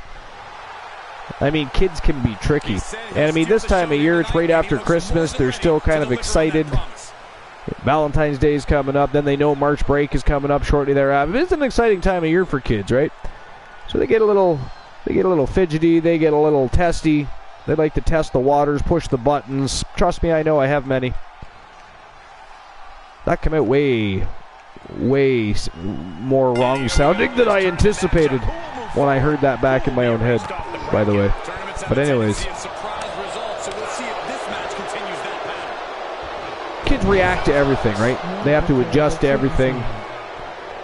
Kids ultimately pay the price for everything we do and every choice and decision we make. We just don't always appreciate that, I think, sometimes as human beings, but... Oh, terrible twos. Yeah, I mean, there's really no such thing as terrible twos, because, I mean, I had a child that had no issues until she was roughly 5. I know other people that have had children that never had that stage at all. You know, it just depends on the child. But, yeah, it's terrible twos, terrible 5s, whatever you want to name your cliche. They're always a lot of fun, let me tell you. GGP did come out swinging. You are correct, yeah. So anyways, yeah, that was my first list of the evening. Glenola's got 3 lists, though. But I do have another one for you don't even... That's not funny. It is not funny. Nobody asked for you to start laughing, poking fun, and stirring the pot. Listen to that cackle. Listen to that cackle. Where do you live again? Are you from Salem? Are you a witch? No. Do I need to drop a house on you or somebody in your family to make you behave? Honestly. That would be bad, because then I'd have to be a true villain. And, yeah. Good God. Fires would have to be involved. Sir Jack the Greatest. What's going on, Sir Jack? In the house for episode number 441, the first Gold Rush tournament of 2020. Jesus Christ, what a spear by T-Dex. Whoa. I mean, I just happened to look up right at the moment he did that. He was airborne like fucking Superman right into the ribcage of GGP right there, ladies and gents. Woo! Good God. Glenola, the good warlock of the East. Exactly. That's what I'm saying. Do we need to drop a house on this motherfucker tonight? He's stirring the pot already. Tournament just started. Hell, I started the villainy before the show even started. The railgun is what got GGO the first time. Who the fuck is GGO? Froggy, are you signing wrestlers over at the Froggyverse and confusing them with the superstars here at the Archerverse, perhaps? Froggy is confused. I have no idea where he's going. Oh, GGP, okay. I got you. I saw his name and winner, and I was like, what? What? Oh, the Soul Embers part. Yeah, so Soul Embers won a YTD Academy Championship up. He was the first person in weeks to win that specific jackpot. Nobody has won the other jackpot in over 3 months. It is holding up. It is strong. Oh, Joe Link is in the running for the championship. Oh, Joe Link. Wait a minute. He's in the running for both of them. He is. He is 50 off. He's exactly 50. Joe Link, you're in the run for both, man. Wow. Holy shitballs. Damn, Joe is right. That's phenomenal. You know what?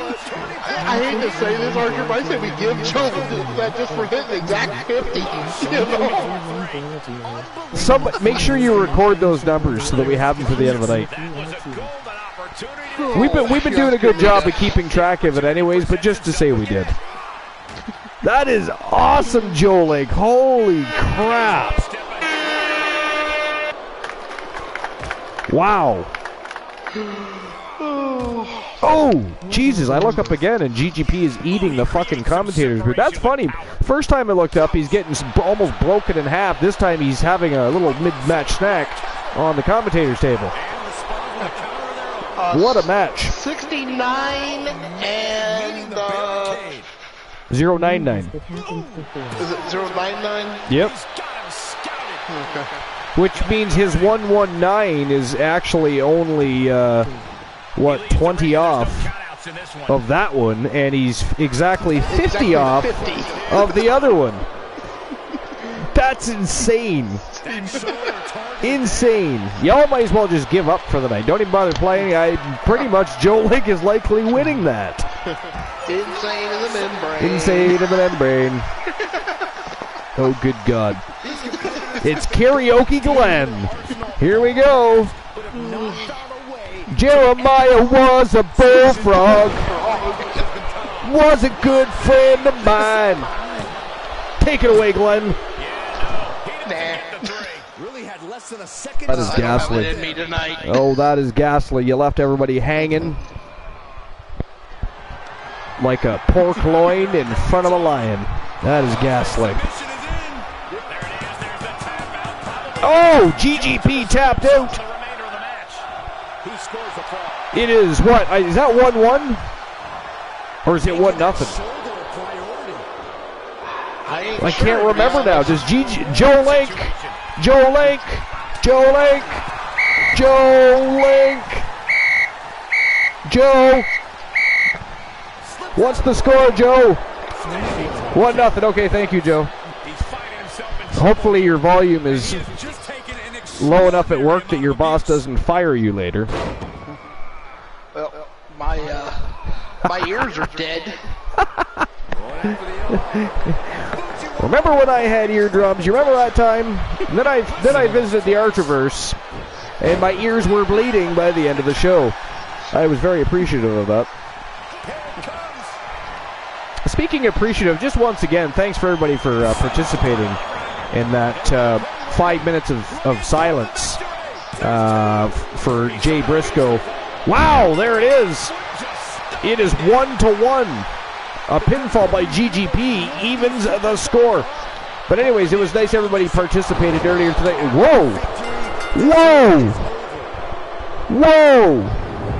What the fuck? He just speared him to death. Is he alive or is he? That was a clothesline. Was that a clothesline? It looked like a Oh, it is a clothesline. Holy shit! Man. T-Dex 100 on fire in that match. That was explosive. Like he just hauled off and just leveled him. Yeah, I've never seen him do that before. I've never seen him do that before. I mean, he's been learning some new shit. He's been downloading something to his CPU. I don't know. Good God. So congratulations to Team Froggy Moth Legs, and of course T-Dex 100 with a big W. He's moving on to face the Texas Tornado in the semifinals, ladies and gentlemen. Awesome. 2 matches that ended in knockouts. But yeah, I mean, that tribute, I thought that tribute to Jay Briscoe was the least we could do. It was nice, a nice offering. It was a nice 5 minutes of silence. Everybody flooded the chats with emotes as a way of putting it out there in the universe that we wish the family well, a speedy recovery to those 2 gems that are his 9 and 12-year-old daughter. And, you know, it's tragic happening. And I'm glad we have such an awesome community that you guys were willing to stick around. And there was a lot of people here at one point that all stuck around for that 5-minute period of silence and flooded the chat with emails. So that was fantastic. Again, makes me blessed and thankful for our community, because I've been to other wrestling communities that are, some of them are very toxic. They don't have as strong of a bond as we all do. They don't, you know, extend to other communities and try to, you know, spread that same vibe. You know, we have a very special thing, and you guys are really awesome, so I appreciate you all. But anyways, here we go. Congratulations again to Froggy Moth Legs and, of course, TDEX 100. Let's go. And hello, Stash Panda. Stash Panda in the house, raiding the compound with 5 villains. What's going on, guys? Welcome into the show. Episode number 441 here at the Archverse. This is our first Gold Rush tournament of 2023. And as you can see, we are well underway in the quarterfinals. We've already wrote the story, or started writing the story for the semifinals. As you can see, the Texas Tornado and the TDEX 100 from Team Froggy Moth Legs.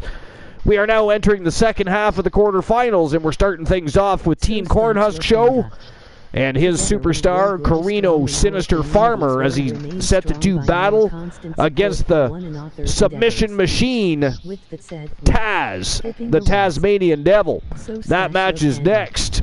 And this matchup, as you can see, if anybody is familiar with what goes on here at the Archiverse, it is an all Wolfpack affair. The leader of the Wolfpack set up a tournament, put all of his superstars in that tournament, and told them to battle it out. The winner gets to challenge Fat Lad Mitchell Vaughn from Team Dogface for the YTD Academy Grand Prix Wrestling Championship. So that's what this is all about. Blood, guts, glory, and championship gold. But here we go, ladies and gentlemen. It is time to get the third match of the quarterfinals underway.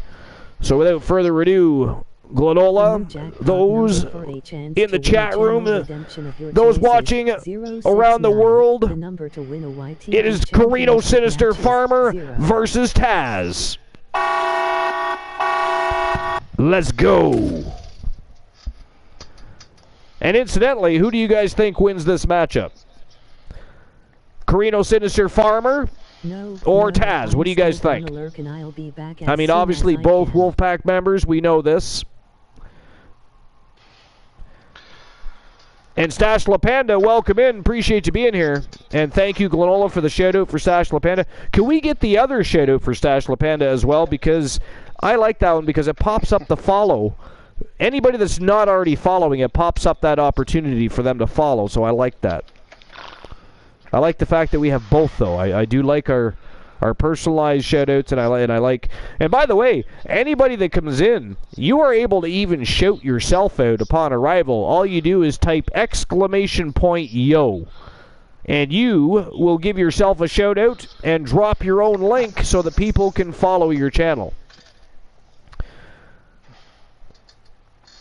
All right. You are following the very best in fantasy wrestling excellence, bar none, period. Welcome to the Wolves. Yo, Sager 4183, thank you for the follow. Welcome to the Fam Jam. Appreciate you. Now, every single time we go live, you have the opportunity to watch the late night place to be in the most must-see show on Twitch TV live in its entirety.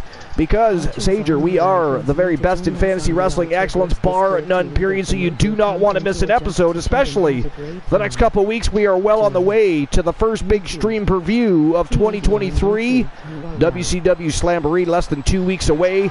3 brands, YTD Academy from the Shark Tank on YouTube. The 2 main brands, the main roster. WrestleWars Genesis and Starrcade, they're all going to go head-to-head for bragging rights, for glorification. They want to be immortals. They want to win championship gold. It is going to be a battle of the Titans. You don't want to miss it. It will be a spectacular, a thrill ride, if you will. But anyways, welcome in. Stash LaPanda, how was the rest of your stream, my friend? And make sure you're all following Stash LaPanda, please. I would appreciate that. If you're not already following Stash LaPanda, a fantastic human being, first and foremost, has a great community, great content, no reason not to be there when you see Stash LaPanda go live. Check them out. Check them out. Another great community. A privilege to have communities like that in our extended family. I mean, we just continue to grow with such great human beings. That's the other crazy thing about the Archerverse, because, I mean, let's face it, when you join any internet platform, it is a shot in the dark. It is hit or miss whether or not you're going to find a good community or toxicity, right? And over 2 years, we've never had a problem. We just keep getting a lot of really awesome and cool people together the nights we go live, watching a badass show with some great historical facts from the world of professional wrestling. We get to talk about the news and rumors of pro wrestling, combat sports, and all the things we discuss. But first and foremost, we just get to hang out with cool people, Kunolo. Isn't that awesome? Oh, yeah, we get that a lot of fun. We do. First and foremost, we do. That's exactly what we do, is we have a lot of fun. And now we just have a new person, Sager, 4183. And again, Sager, thank you very much for the follow. We appreciate you. Welcome in to the Fam Jam. Welcome to the Archerverse TV. The channel entirely owned by the people.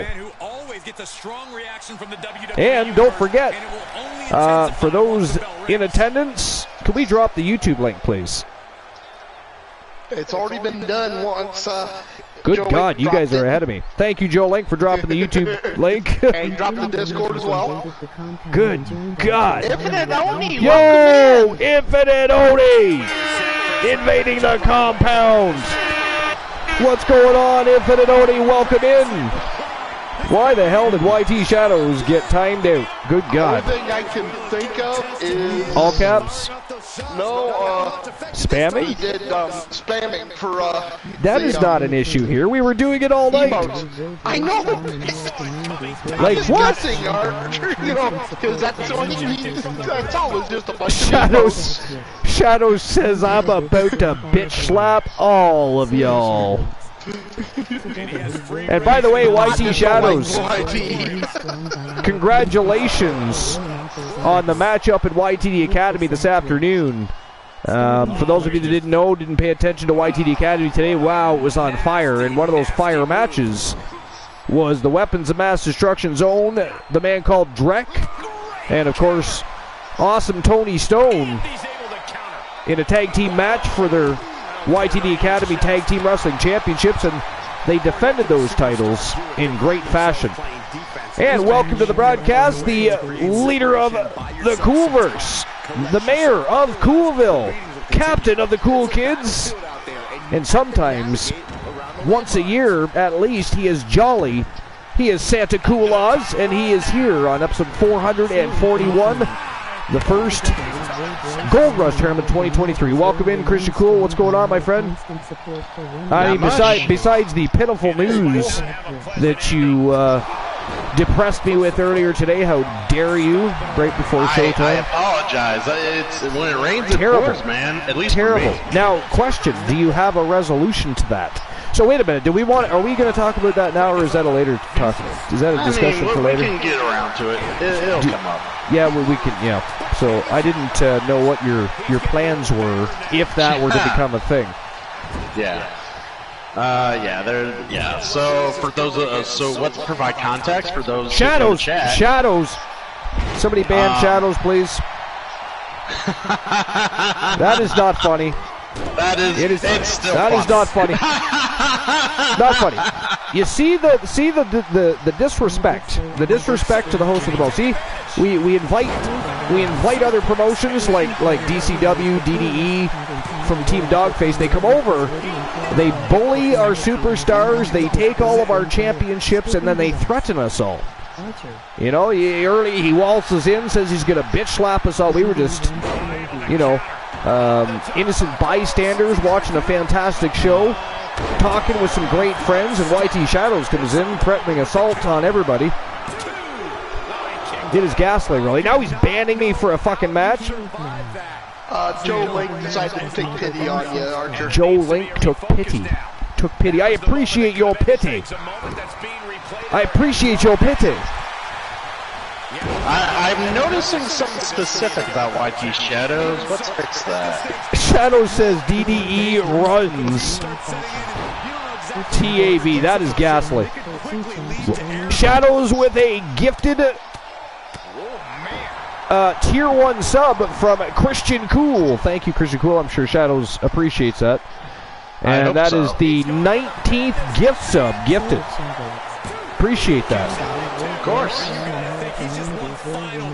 So, but anyways, did we get an answer? I'm just going back to look here. Infinite Oni, how was the rest of your stream? And then, of course, we were also rated by Stash Panda. How was the rest of your stream as well, my friend? And from there, we move on. I suppose Glanola is going to pop out one of his 3 lists that he keeps boasting about. I only mentioned it once. You mentioned it more than once. That's enough boasting out of you, sir. By the way, we had a bit of a tribute for Jay Briscoe. We of course read the updated article of what took place in the accident, and of course, unfortunate news, his 2 daughters also in the car. And that truck that came for whatever reason into their lane and hit them head on, killing both drivers obviously, and really badly injuring the daughters. So we had 5 minutes of silence. Nobody spoke. We just flooded the chat with emotes just to send out there that we wish the family well, speedy recovery to those 2 gems that are recovering in the hospital. And it's an unfortunate, tragic accident. And again, it's the 3rd time I'm saying it. I really appreciate all of you guys that participated in that tribute earlier tonight. That is what makes the Archiverse such a unique place. You guys are all such good people, and we have such a good community, an extended community and family. The Doghouse, we've got the Cool verse, the Glanola verse, the Turret verse. We got so many verses that we're pretty much making an entire new Earth of our own. We're gonna create our own fucking Matrix, is what we're gonna do before long. But I appreciate it. At this point, we can develop a whole sonata. Right? We can do, exactly. But it is very unique on any internet platform to have a group of people this good for as long as we've been doing it, and continue to do, and continue to grow, and still somehow find these great people to keep bringing in.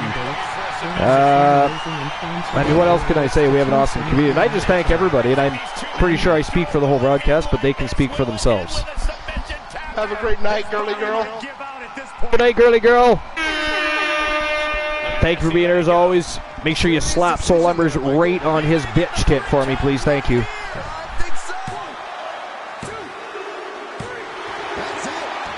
Wow, look at that. Ladies and gentlemen, the winner of the best 2 out of 3 falls match, and moving on to the semifinals, it is the submission machine, Taz, taking out Carino Sinister Farmer. Man, oh man, the surprises keep coming. The Texas Tornado won. Taz picked up a victory. Man, oh man. And Glanola, at this point, I guess Team Glanola, you guys got to be really happy about your new signing of Taz.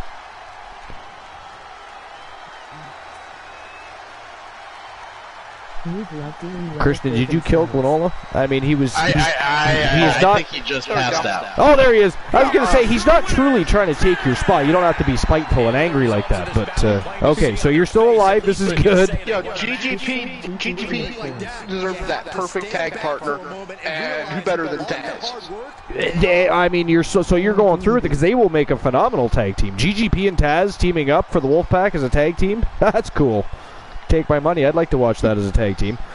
It's a shame we never saw GGP, wrestle for WWE, even in NXT. Maybe he's one of those. He's one of those talents that people know about and people appreciate, but the people the greatest unsigned talent. Yeah, exactly. Pretty much, he's one of those people. That's actually one of the names he's known by, is the greatest unsigned talent. Greatest unsigned talent. Well, they're not wrong. I mean, but he's done very, very well for himself on the independent scene, regardless, and worldwide. He's wrestled all over the planet, so he's not a hurting person. Believe me, he's had a good time. He's a great wrestler. He's in great shape, good health, and unfortunately related to Glenola.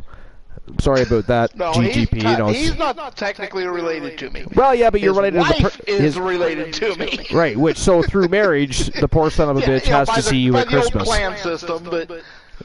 By the old clan system. Oh my God, he would be your... I mean, if he's your sister's... He'd be your brother-in-law. Oh, he's your cousin's husband. Okay, so... Yeah, so that's a little bit removed, but still... Still, he's got to look at your mug at Christmas time sometimes. But anyways, we've never met. Wow, you have a wrestler in the family you've never even met, some bitch. What is wrong with you? Somebody ban Glenola, please. Cool, can you ban Glenola? I've never been to New York to meet him. That is just craziness. I've only met his wife twice in my life.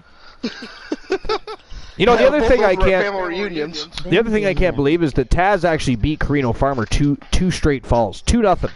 That surprised me, but right? Watching it was a hell of a match. All right, so who's going to move on and face Taz? That's our next question. Psychosis, Kyle Riley from Team Life is Great, who of course already retired for the evening.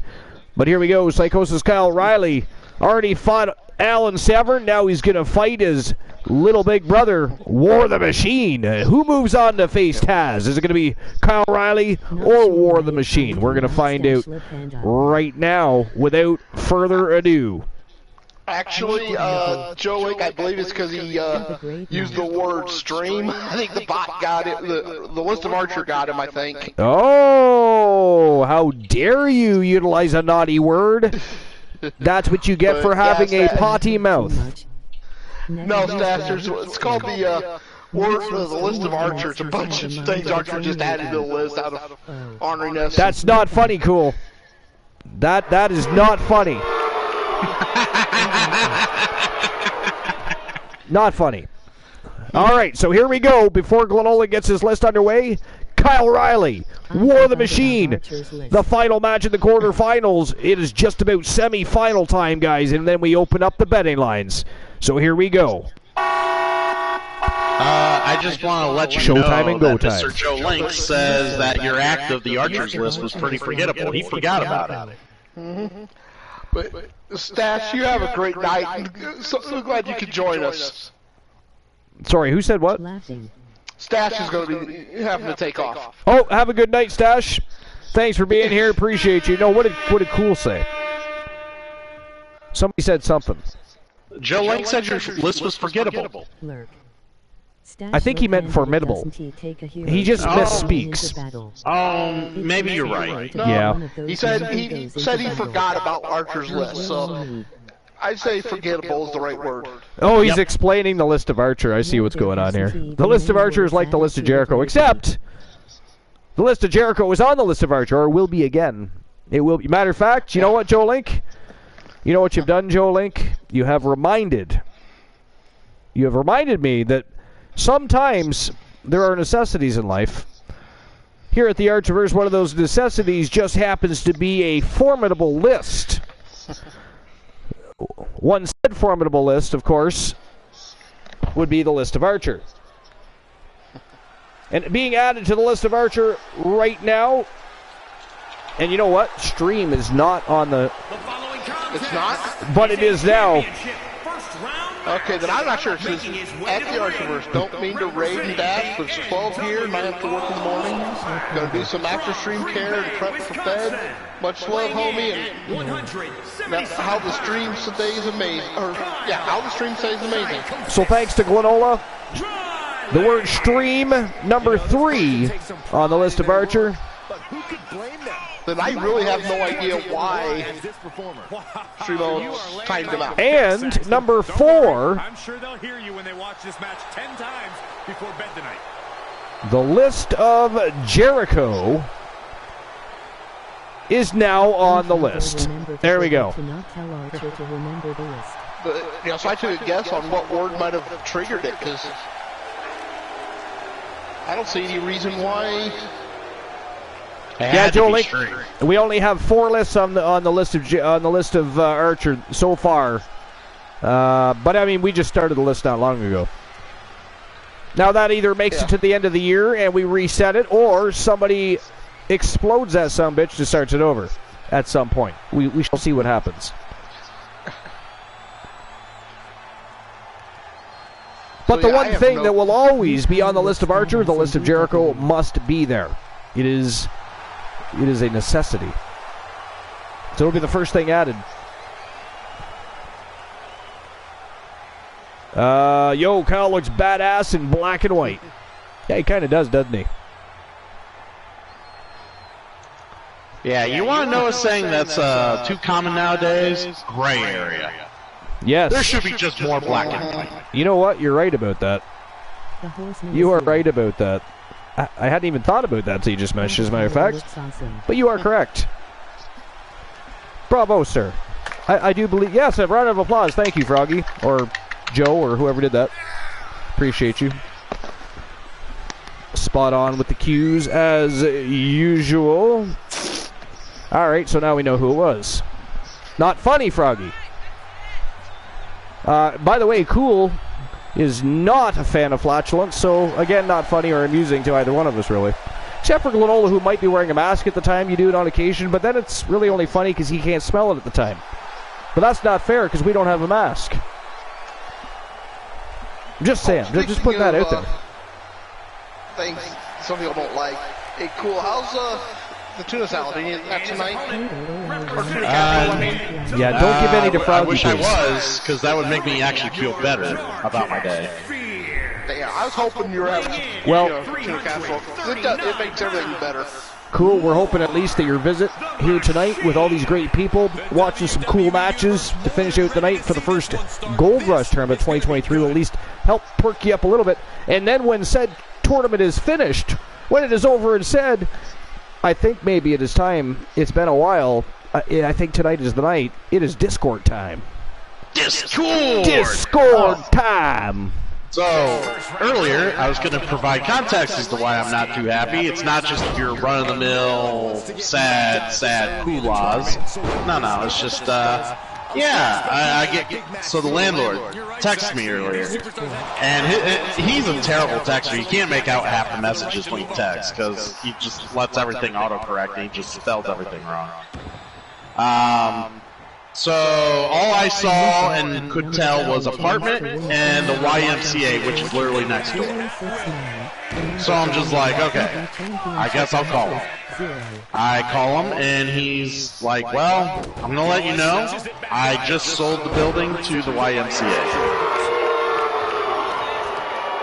And more than likely, you'll have until February to get out. The end of February. So I in the middle of fucking winter, look for some new place to fucking live. Now, you would wonder if new place to live, whatever, wouldn't be such a big deal.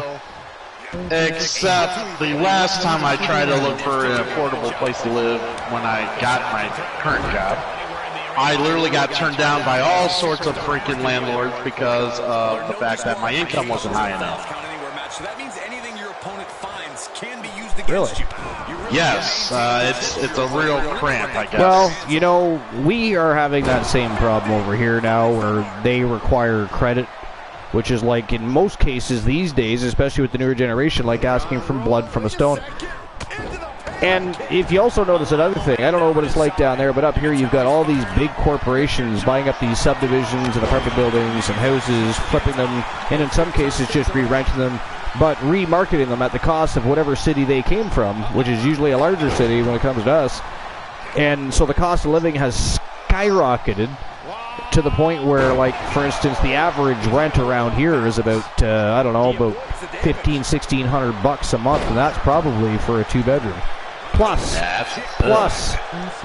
right? Not just $1,500 inclusive, which wouldn't be terrible. $1,500 plus, right? So now I don't pay that much. I am blessed to be in a home where it's more of a mortgage rate, so I pay less than most people, so we are fortunate. But I know many people that aren't. I know somebody that pays $2,200 plus for a 2-bedroom. So I mean, it depends where you are, but it is ghastly, and that is the reason why you've got the new generation can't afford things like they used to be able to, right?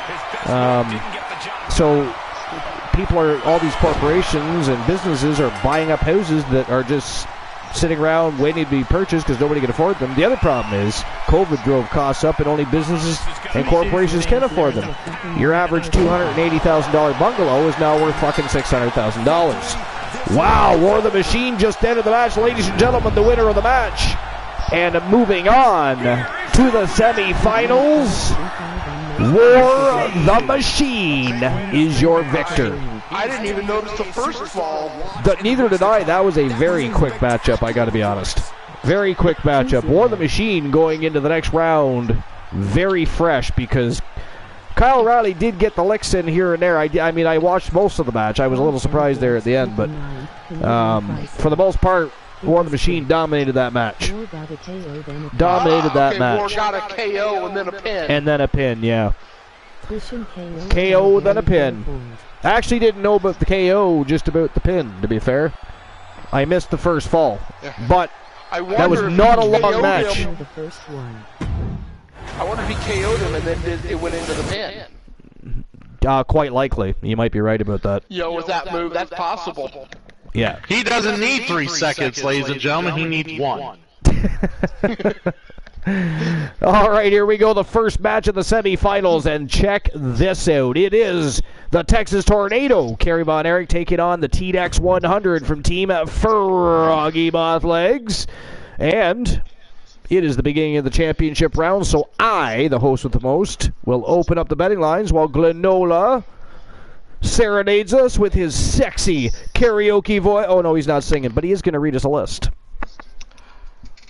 Alrighty. Why is it always all righty? Why is it not all lefty?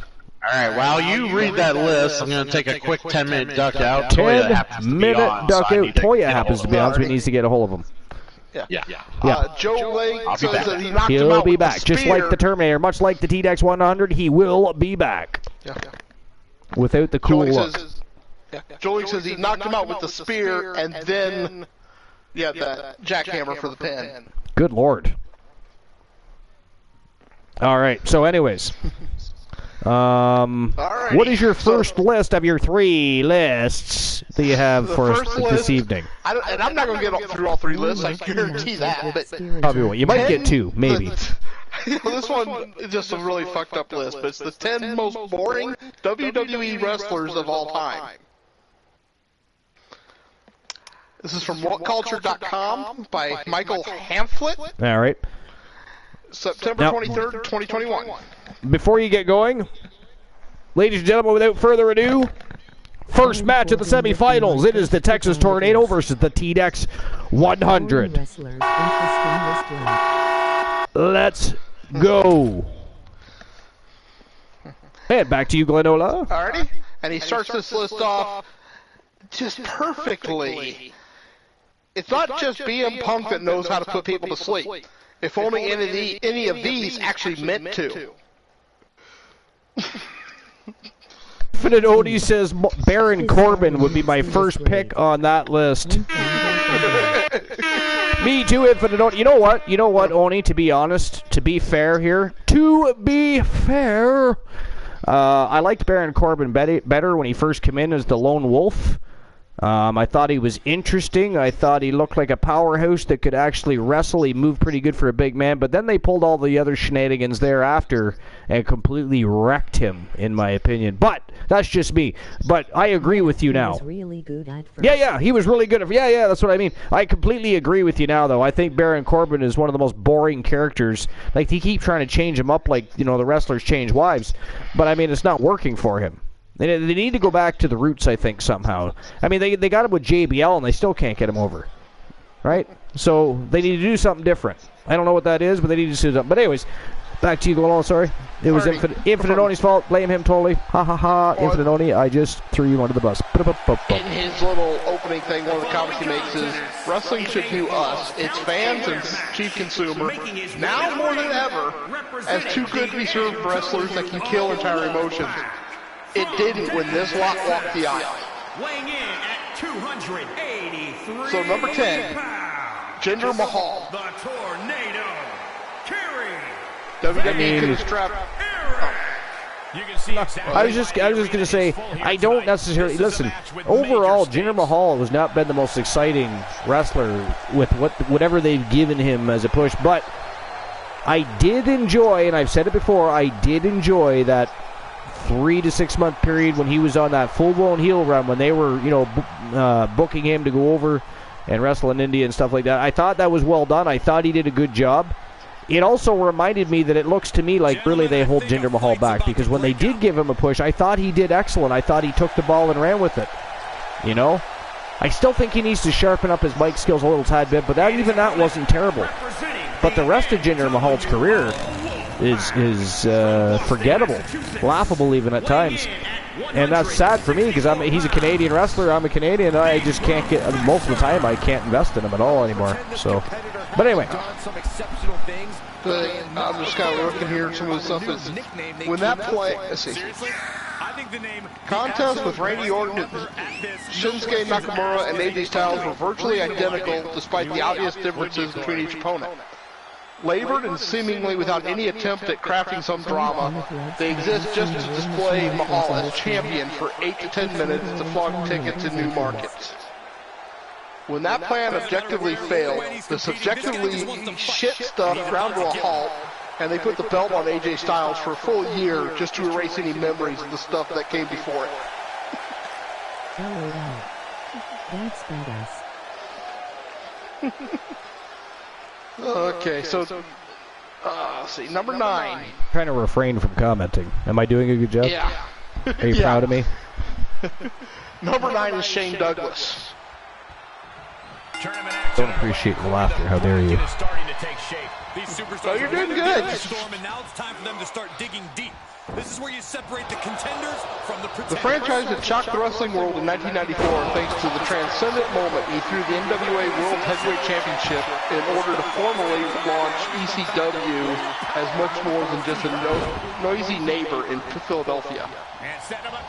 His promo on that fateful night was loaded with content powerful enough to fuel a legendary run, but Douglas failed to top up this tank when he returned from a disastrous 95 stint as the Dean in WWE. Still raging against the machine that had chewed him up and spat him back, the perennial headliner had to show his worth in matches where the bloom was off of the thorny rose. Douglas was typically one of the dullest guys on an ECW event, particularly when a sense of chaos is so important to the brand's USP underneath the ongoing war between WCW and WWE. Ignored boards against Tully Blanchard and Ron Simmons from his golden era suddenly served as foreshadows for the blandness that defined his time on top. Cole, there are a lot of factors to take into account. Most Criminal was a dud and a half against Pitbull number 2 at Barely Legal. The idea might have been to show off the technical side of ECW on their first ever pay-per-view, but this failed attempt was perhaps the only point on the show where the company didn't look like an alternative to the stoic mainstream. But if you lose the first fault, you have I've never thought of Shane Douglas as boring. Oh, I never found him boring. I mean, he's got a bit of a more of an orthodox, old school type of, the way he does things, his approach to wrestling. But he's got a great mind for the business. I don't know. Not the most exciting wrestler of all time. Don't get me wrong. In comparison to many you could. But I mean, I wouldn't consider him boring either. Yeah, definitely not top 10. No, exactly. Number 8 is Alberto Del Rio. Gets put into the barricade. Now, that one I will agree with. I never found anything to be excited about with Del Rio.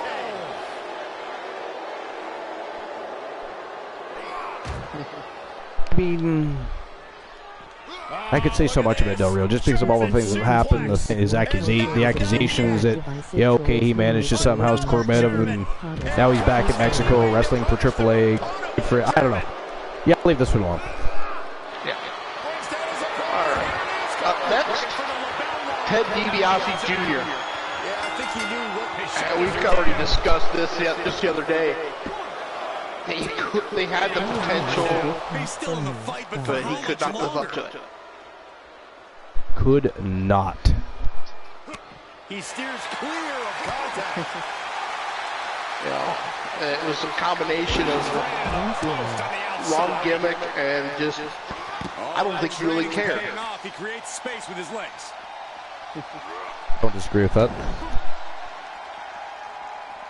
All right, number 6, Dino Bravo. Uh-oh. What a takedown. Fujiwara armbar. I mean, I don't know how the hell you could ever consider Dino Bravo boring. I mean, that man was legitimately one of the strongest men in the world, was the strongest man in Canada multiple times. I mean, if you dug deeper into his history, you'd really be entertained by him because, I mean, he was involved with the Mafia and everything else. But, I mean, he was not only was he a bodybuilder and a strongman, he was a good wrestler. Like, he was legitimately a good athletic wrestler for a big guy. What the hell was boring about Dino Bravo? Please tell me. Enlighten me. But we'll come back to this after. We'll come back to this later because he's got a whole list to go through. But guys, I have to visit the little boys' room, so I shall return. All right. Number 5 on the list is the Bolsheviks. Just carrying the opposition anywhere they want. I'm not really familiar with this tag team. I was pumped when I saw this match on tonight's card, but so far this since they existed just to exist. my expectations. Throw them out there every 4 weeks to squash some jobbers in the hope that hunters might at least give half a shit about the Rockers or Demolition or another actually good act facing them in Fucksville, Montana. Set him up. Russian leg sweep. But I kind of... Yeah, I think this guy's head's up his ass, but... Awesome distinct cone. Nice takedown.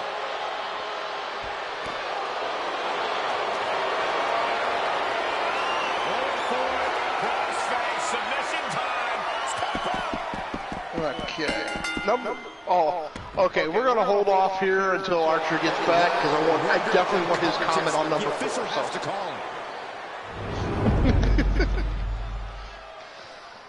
And T-Dex wins it! Way to go!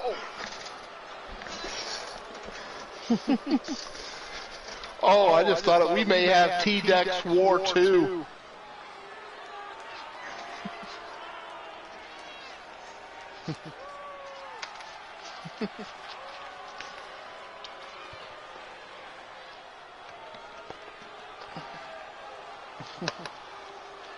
Here is your winner, the Professor. For those of you that aren't aware, T-Dex does hold a win over War An important win for him in this the one. He was as on Wolfpack top of Battle things as Royale. he could possibly be here tonight, and look how it paid off.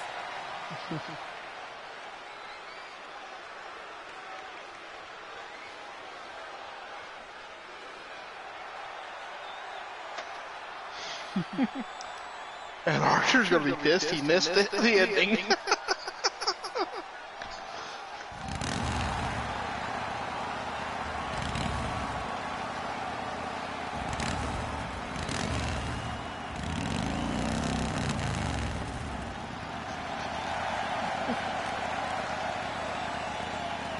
And welcome back, DC. How you doing?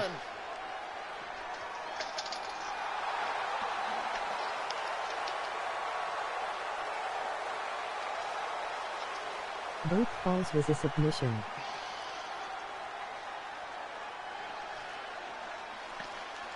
Well, that's not a surprise. Joe Lake with T-Dex. You know, he's got that great submission talent. What? No, no, no, no! Not again! Not again! How? I wasn't gone that long. The match just started. What the hell is T? Where's he going? It's 2-0. both by submission. What do you mean it's 2-0? The match just got started. Honestly, where's he going? Did they just give him the match? He's just driving off into the sunset? What the hell? Not again. I missed another match. That is, what the hell? How long was that match? A second? Jesus Christ. Thank you very much, DC, for the welcome back. What in the blue blazes? So I guess, ladies and gentlemen, the winner of the match and moving on to the championship, the tournament final, TDX 100 from Team Froggy Mothlegs.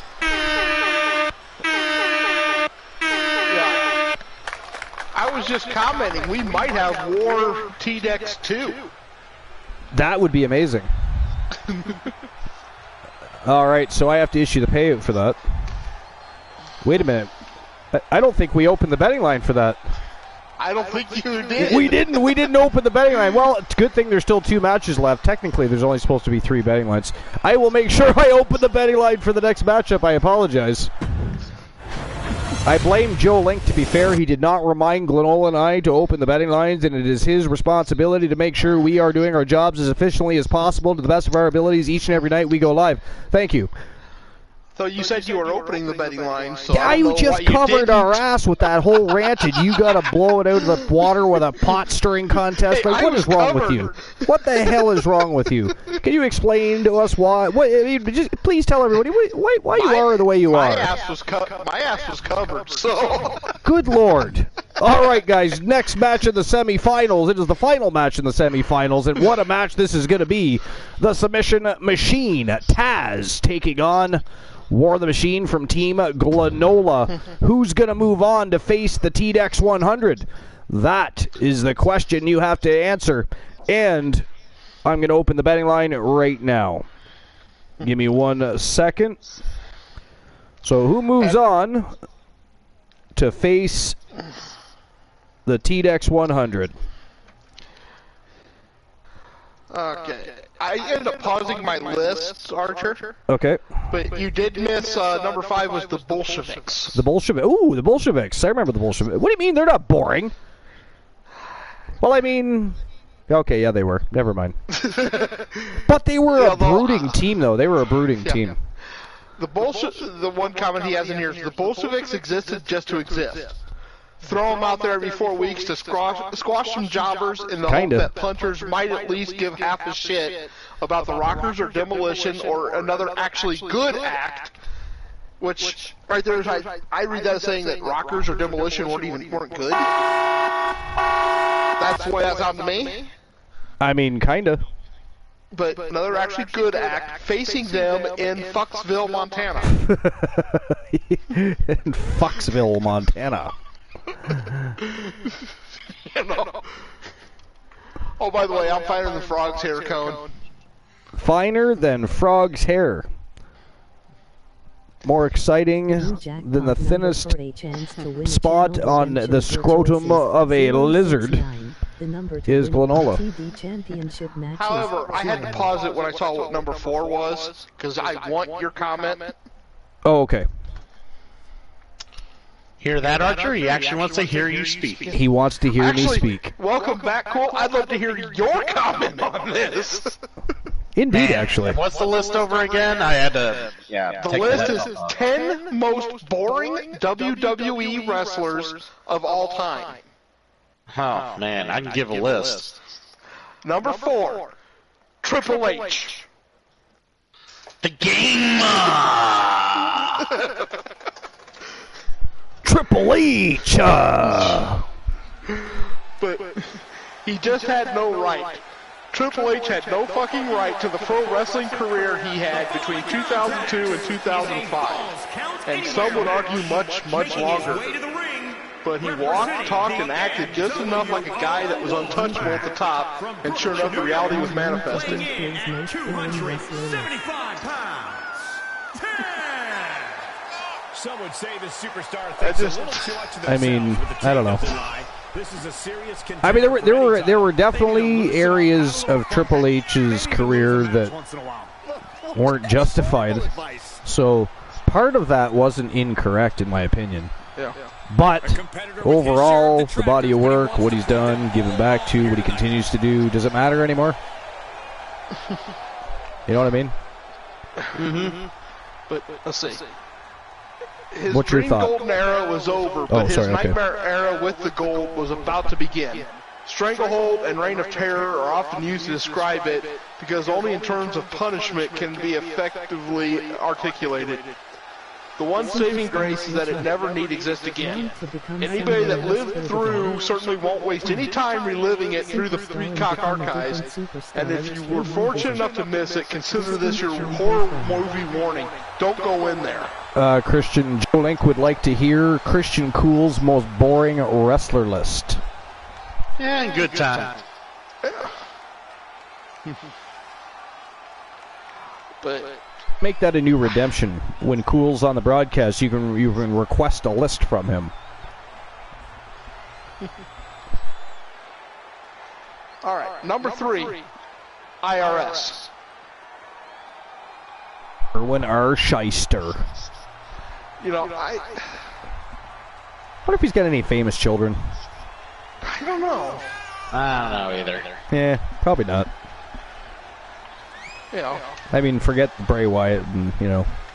Yeah, you know, I don't think he'd have any children. Maybe dependents, but no children. Tax write-offs, maybe. Tax write-offs. That's where the Funhouse came from. The answer.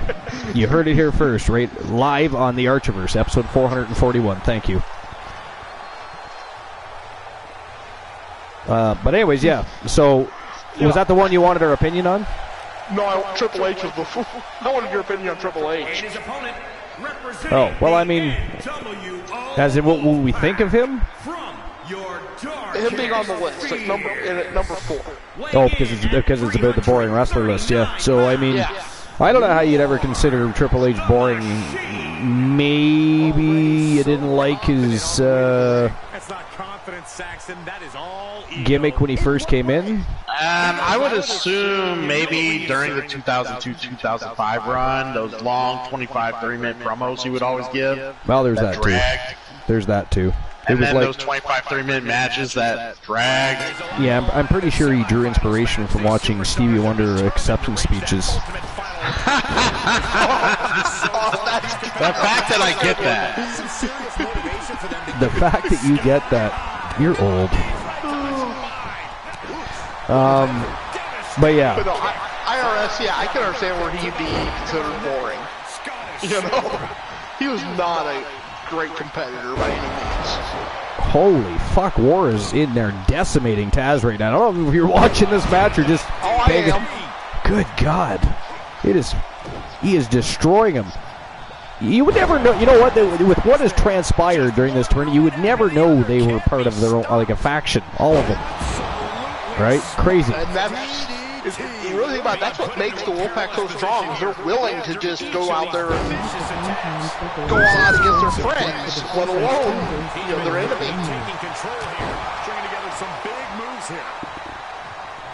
They should call him not War the Machine, they should call him War the Destroyer. A change of name, perhaps. I mean, I believe he would defeat a machine. Well, looks like he's well on his way to doing that. Oh, look at this. Oh, nice. Taz is getting a little bit of offense in. Yeah, nice T-bar suplex there. Pins can happen anywhere at any time, and that's got to be a the human suplex machine. He is. Anywhere match, Corey. It's absolutely a concern. Conserving your energy. All right, who else is boring, Glenola? I have to know that. All right, number 2 on the list. That of Vladimir Kozlov. Wow.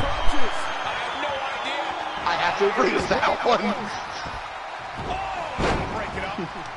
I mean, if Khali is in the top of this list or Lance Storm, then the list is fucking illegitimate. I think Lance Storm being at the top of the list is just gimmicky. It is, because he's one of the greatest wrestlers of all time. But he was boring. Oh, fuck, the guy he had the charisma, of a fucking dead tree. You know? All right, well, you ready for number one? Dead tree because he couldn't even bark. Wow. Come on, you liked it. Yeah, well, that was fantastic. That was fantastic. Okay, anyways. How dare you, Number Cool. one was Randy Orton. It is 1-0. And Archer's ignoring it. Sorry, what'd you say? I was paying attention. I'm sorry, I was paying attention to the chat in the match. I mean, I wouldn't want YT Shadows to suggest I don't keep up with the chat, and I wouldn't want you to think I'm not watching the match. So, I mean, I'm trying to... What do you want from me here? How dare Number you? one is Randy Orton. Randy Orton. What? Nobody else came close to the top spot. Your writer is far less than the biggest Triple H fan, but even the game had a year so undeniably fantastic that he had an in-ring legacy to dine out on for all the endless feeling years that followed. In contrast, Randy Orton's legacy is that he's still fucking doing all this. He's still working most shows, most weeks, most months, hitting his identical marks with his identical popular spots. That must be because he's so boring. They generate reactions, of course, but WWE have hid their force of will with the Apex Predator in plain sight for as long as he's been around. Okay. As early as 2002, wrestlers spoke long and loud about Orton being born one of the best ever, and the 2 decades of development should have brought that even further on, right? Not so much. What? Wrestlers love Orton because they're not likely to suffer a knock in the matches because he certainly doesn't want to risk one himself. There's nothing wrong with either philosophy, but every fucking chin lock all these years has been integrated with the fans last on the priority list. Nobody's amassed more high-profile matches that have lost the crowd from full, lengthy sections midway through. Yes, if you stick around long enough, you become a legend, and yes, the RKO will be beloved until he's physically too old to perform it. But almost every match he's ever had, from the thousands, are just like one of the move's victims. They can't and don't stand up. What a complete inaccurate description of the Viper Randy Orton. Oh my God! Clearly, I'm not a huge Orton fan. I mean, I don't know what to say this. This is just my problem. Did Randy Orton fuck his mom? Girlfriend? Something? Like, what? Whoa! A spear to the chest, and it is a KO finish for War of the Machine, 2-0. And it is War of the Machine moving on to the tournament finals to face TDX 100. So it is TDX 100, War of the Machine 2 in the tournament finals. That is next. Wow. Dean Malenko's not on the list, who I like Dean Malenko, but he didn't have a lot of charisma. Lance Storm is not on the list. Right? Impressive win for him here. But My Orton God. is the most boring wrestler. Jake Hager Lance could be on the Storm is list. not on my list either, so... 069. Just because it would be expected. The Cool never does anything that's expected. No, he's not boring. If you watch his matches, they're technical showcases. Oh, yeah. Oh, they are. Yeah, I take nothing that's away not from his boring. skill. Boring is like what you expect to see when you're bored. Like, I'm not going to go through the whole list again because I have each person's on their own page. Yeah. yeah, fuck that. But this is Michael Hamflett. Most of these matches have ended in KO. Nobody is winning by pinfall. All right, so I'm We just need to issuing the talk- payout for that match. In the little blurb about the author or the contributor, we need to talk about Kevin Nash. Michael can be found in articles or on podcasts extolling the virtues of new generation WWF, new AEW storylines, or the new WWE push that they definitely won't ruin this time.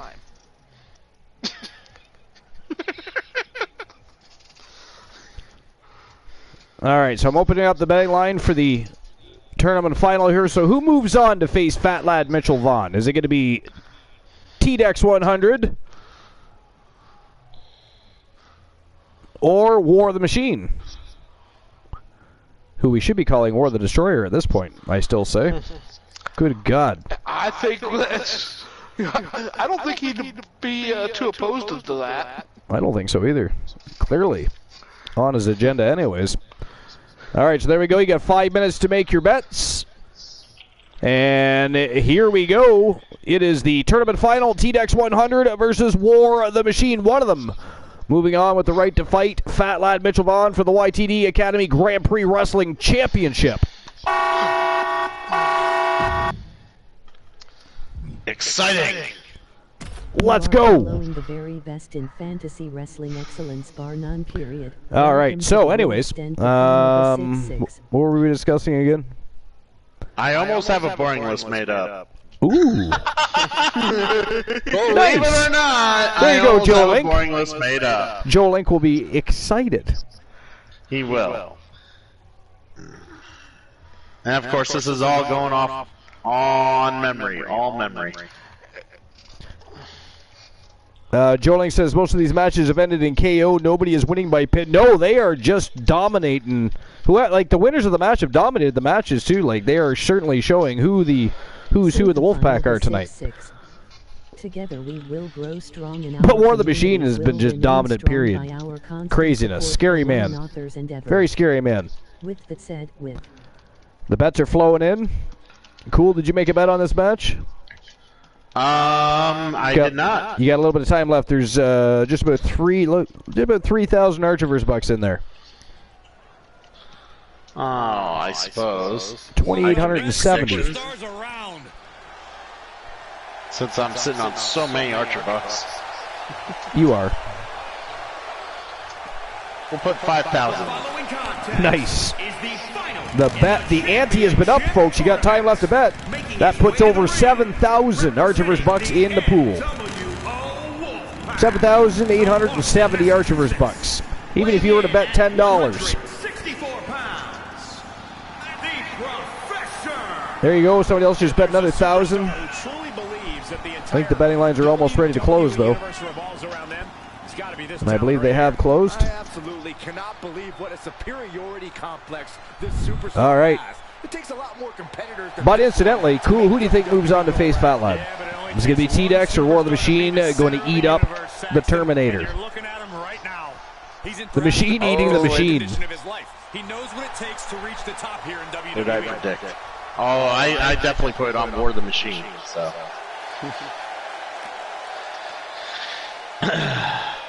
York, Well, okay. I actually polled the Boss Apollo. Did you? I am rooting for War. I think he's going to pull it off. You put a But bet I on went ahead and TDX. vote on Oh, TDX. boy. This way we know there's going to be a nice payout.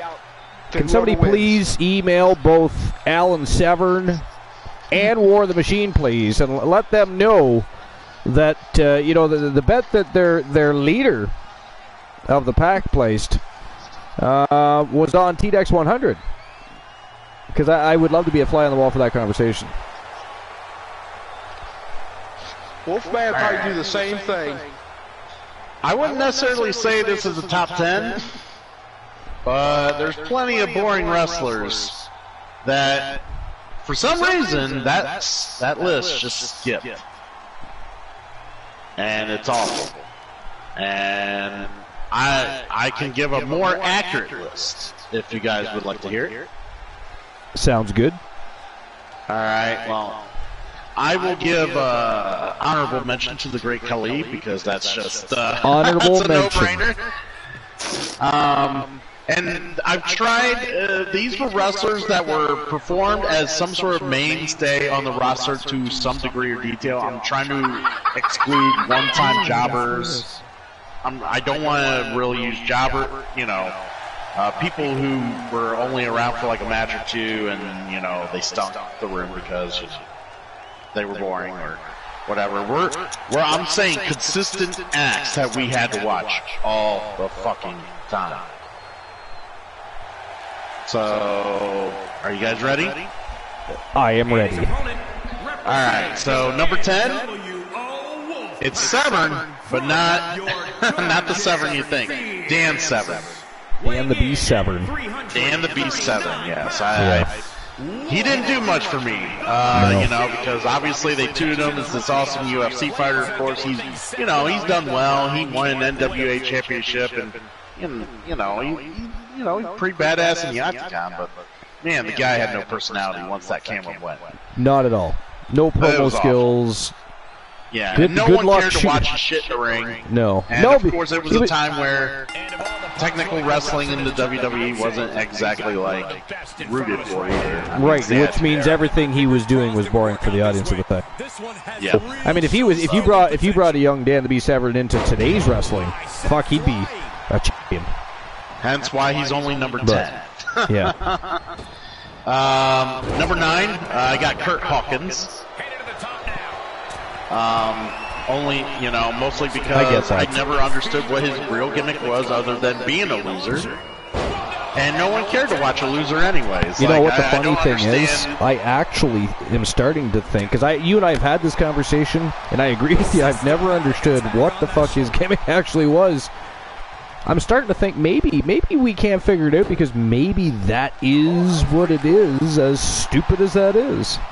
Yes. Because it didn't get him anywhere, because he never evolved from it. He never evolved, he never repackaged, nothing. He was just Kurt Hawkins. Yeah, we got fed lots of Kurt Hawkins on main event. You had to sit there and decide to watch that. So. Right? A better than average wrestler, decent trainer, but lacked any true charisma and he didn't, the problem, see, a pro wrestler, when you want to be a successful pro wrestler, you also have to have a bit of an ego, and that he definitely didn't have. Yeah. Right? But anyway. Infinite Oni, I did not put Mike Bennett on the list because, yeah, he didn't have a very interesting run in WWE, but he had more interesting runs in like Ring of Honor and the like. So I did not include him on this list. So basically, he's not purely basing anything off of WWE. No. This is just there's a little bit of other stuff. That's fair. It's mostly WWE, but because actually my number 8 was gonna be Skinner. Skinner! Oh my God, I forgot about Skinner. Oh, good Skinner. God. You want to talk about just flat out boring piss, did nothing. Yeah. Skinner. Yeah.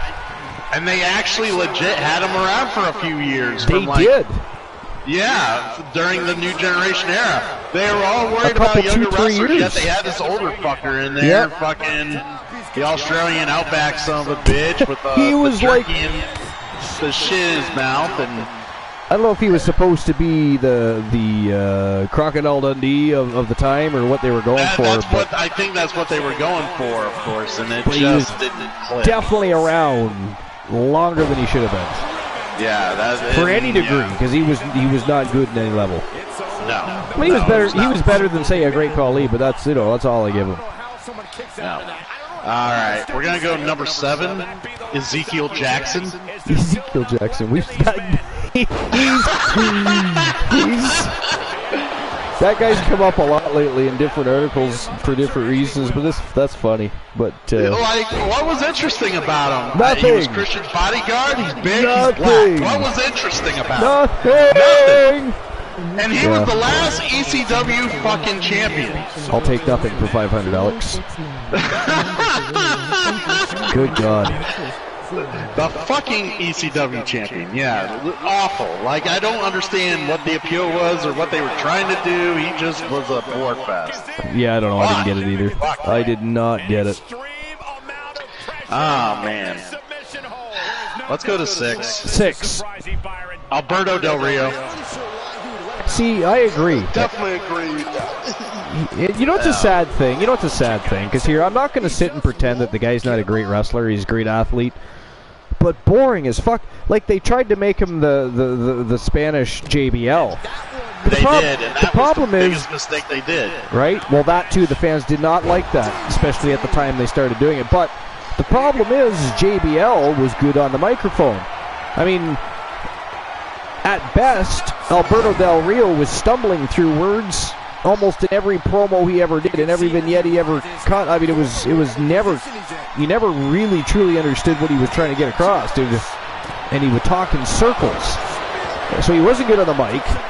He had no real charisma about him, you know? Yeah, everything he did was uninspired. He acted like he just was there for a paycheck.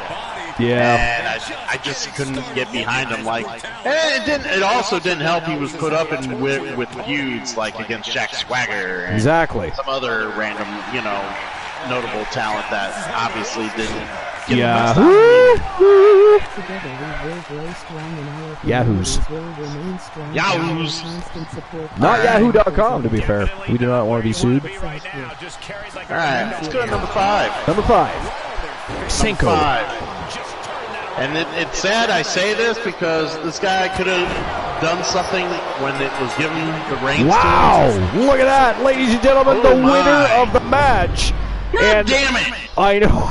And Why? this is why you should never bet against Team Froggy Mothlegs in the TX100 right there. We know exactly what's happening right here. But the winner of the match, and moving on to the championship final with the right to fight, the YTD Academy Grand Prix Wrestling Champion, Fat Lad Mitchell Vaughn from Team Froggy Mothlegs. It is TDEX 100, baby. Congratulations to Team Froggy Mothlegs and TDEX. Big match, 2-0 over War the Machine. That's incredible. God damn it! Incredible. God damn it. All right, Did someone put a fucking upgraded mod in the T-Dex1000 or what? I think they might have. He's actually the T1000 in disguise tonight. Oh, I know. All right, so the payout being issued, 13,830 Archivers bucks being distributed right now. And now I've looked down on for betting for who?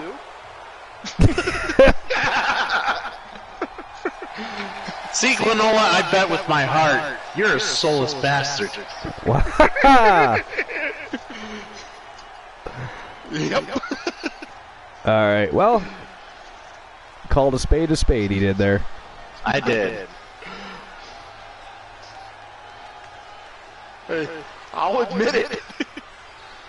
Oh, it's okay. I'll admit you'd never get around this world if you didn't have a fucking train to hitch onto. Oh, well. Oh, well. It works. This place is just as fine as any other.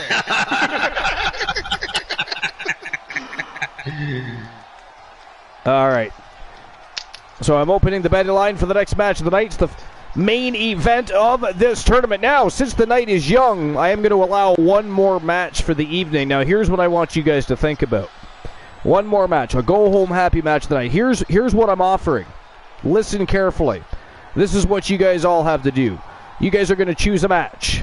Any match type. In that match is going to include one Jalen Wilson. One Jalen Wilson, a YTD sensation, happens to be the holder of the Archivers World Championship. We're going to put it on the line. You're going to pick any match, any type of match, any people in that match facing Jalen Wilson. Archivers World Championship on the line, go home happy match right after the tournament. But first, so keep that in mind. Think about what you want. We're going to build that match together immediately following the tournament. But we got to get through this tournament. We got to see T-Dex go up against Fat Lad Mitchell Vaughn. That is next, baby. So let's get that underway. What a tournament has been. Another successful Alan Severn tournament. Absolute fire tonight. And here we go. And I'm opening the betting line right now. You guys have 5 minutes to make your bets. Who walks out YTD Academy Grand Prix Wrestling Champion? T-Dex 100 or Fat Lad Mitchell Vaughn from Team Dogface, the reigning defending champion? And there we go. The betting lines are open. And ladies and gentlemen, without further ado, the tournament and championship final.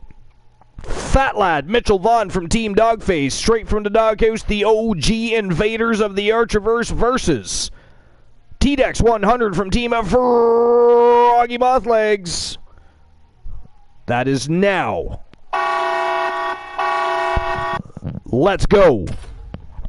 Oh no, Infinitoni. Let's go. Let's go. Let's go. Let's go. All right. I want to see some claps in the chat. I don't know how the fuck you're going to do that, but do it. Yeah, we need clap Just emotes. do it. Clap. We need clap emote. Somebody make a clap emote. And by the way, I need a new hype emote. And what else do I need? I need a fire emote that's maybe animated. Nothing hype's better than the I could Macho use a Man couple Randy things. Savage. There's a couple things I could use. Ooh, yeah! Yeah! Do the All right, snap back- into it Slim Jim part. That's more fun. Yeah. It would be. All right. So, Infinite Oni says, I lost all of my points on war. Uh-oh. You have no idea how many countries lose their points on war. It's okay. I know. You'll get over it. Yeah, I mean, everybody's got points. What matters is if you're earning dollars. You know, if you're making a living. You know, if you're earning Archerverse bucks or losing Archerverse bucks, you know, that's a problem too. But, I mean, I don't know what points. We do not have points here. Close, it says That is ghastly. Somebody AKO Infinite Oni for using the word points here at the Archer. Matter of fact, you know what? You know what you forced me to do, Infinite Oni? You know what you've done? Infinite Oni, do you want to know what you've done? For your use of naughty words here at the Archerverse? Two made the list. Number 5 on the list of Archer. The word points is now on the list. No. There we go. All right.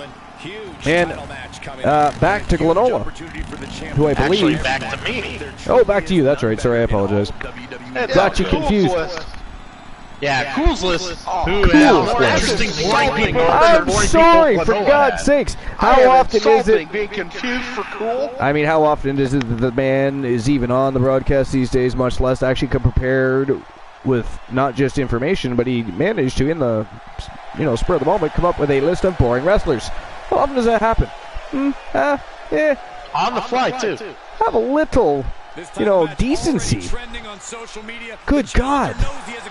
Actually, if we had any decency, we would enjoy the wrestling of number 5, but we don't because it's terrible. And everybody that helps support him and his gimmick is more interesting than him himself. And I want you guys to even argue with me on this. Number 5 is Jinder Mahal. Actually argue with you because I can come up with an argument to actually not think he's boring. However, so what I did say Cool was for the most of his career, absolutely boring. What I did enjoy, and I know it was all a simple plug to market them going into India, but which is funny because he's Canadian. But anyways, I did like that heel run where he was champion for about 3, maybe 4 months. And You mean where he made Randy Orton look boring and make number 1 on fucking Glenola's list? That's not cool. Yeah, wait, no, it wasn't cool, No. but he did a good job. And if he could have done more of that somehow, but the problem is I don't think they've ever really saw anything in Jinder Mahal, therefore no other push has ever been given. He was boring. Yeah, he was boring before. The Bollywood boys were more over than fucking Jinder Mahal. That is not a lie, actually. Shanky is So- more over than Jinder Mahal. It is an absolute disgrace that the Bollywood boys, the Singh brothers, by the way, did not get more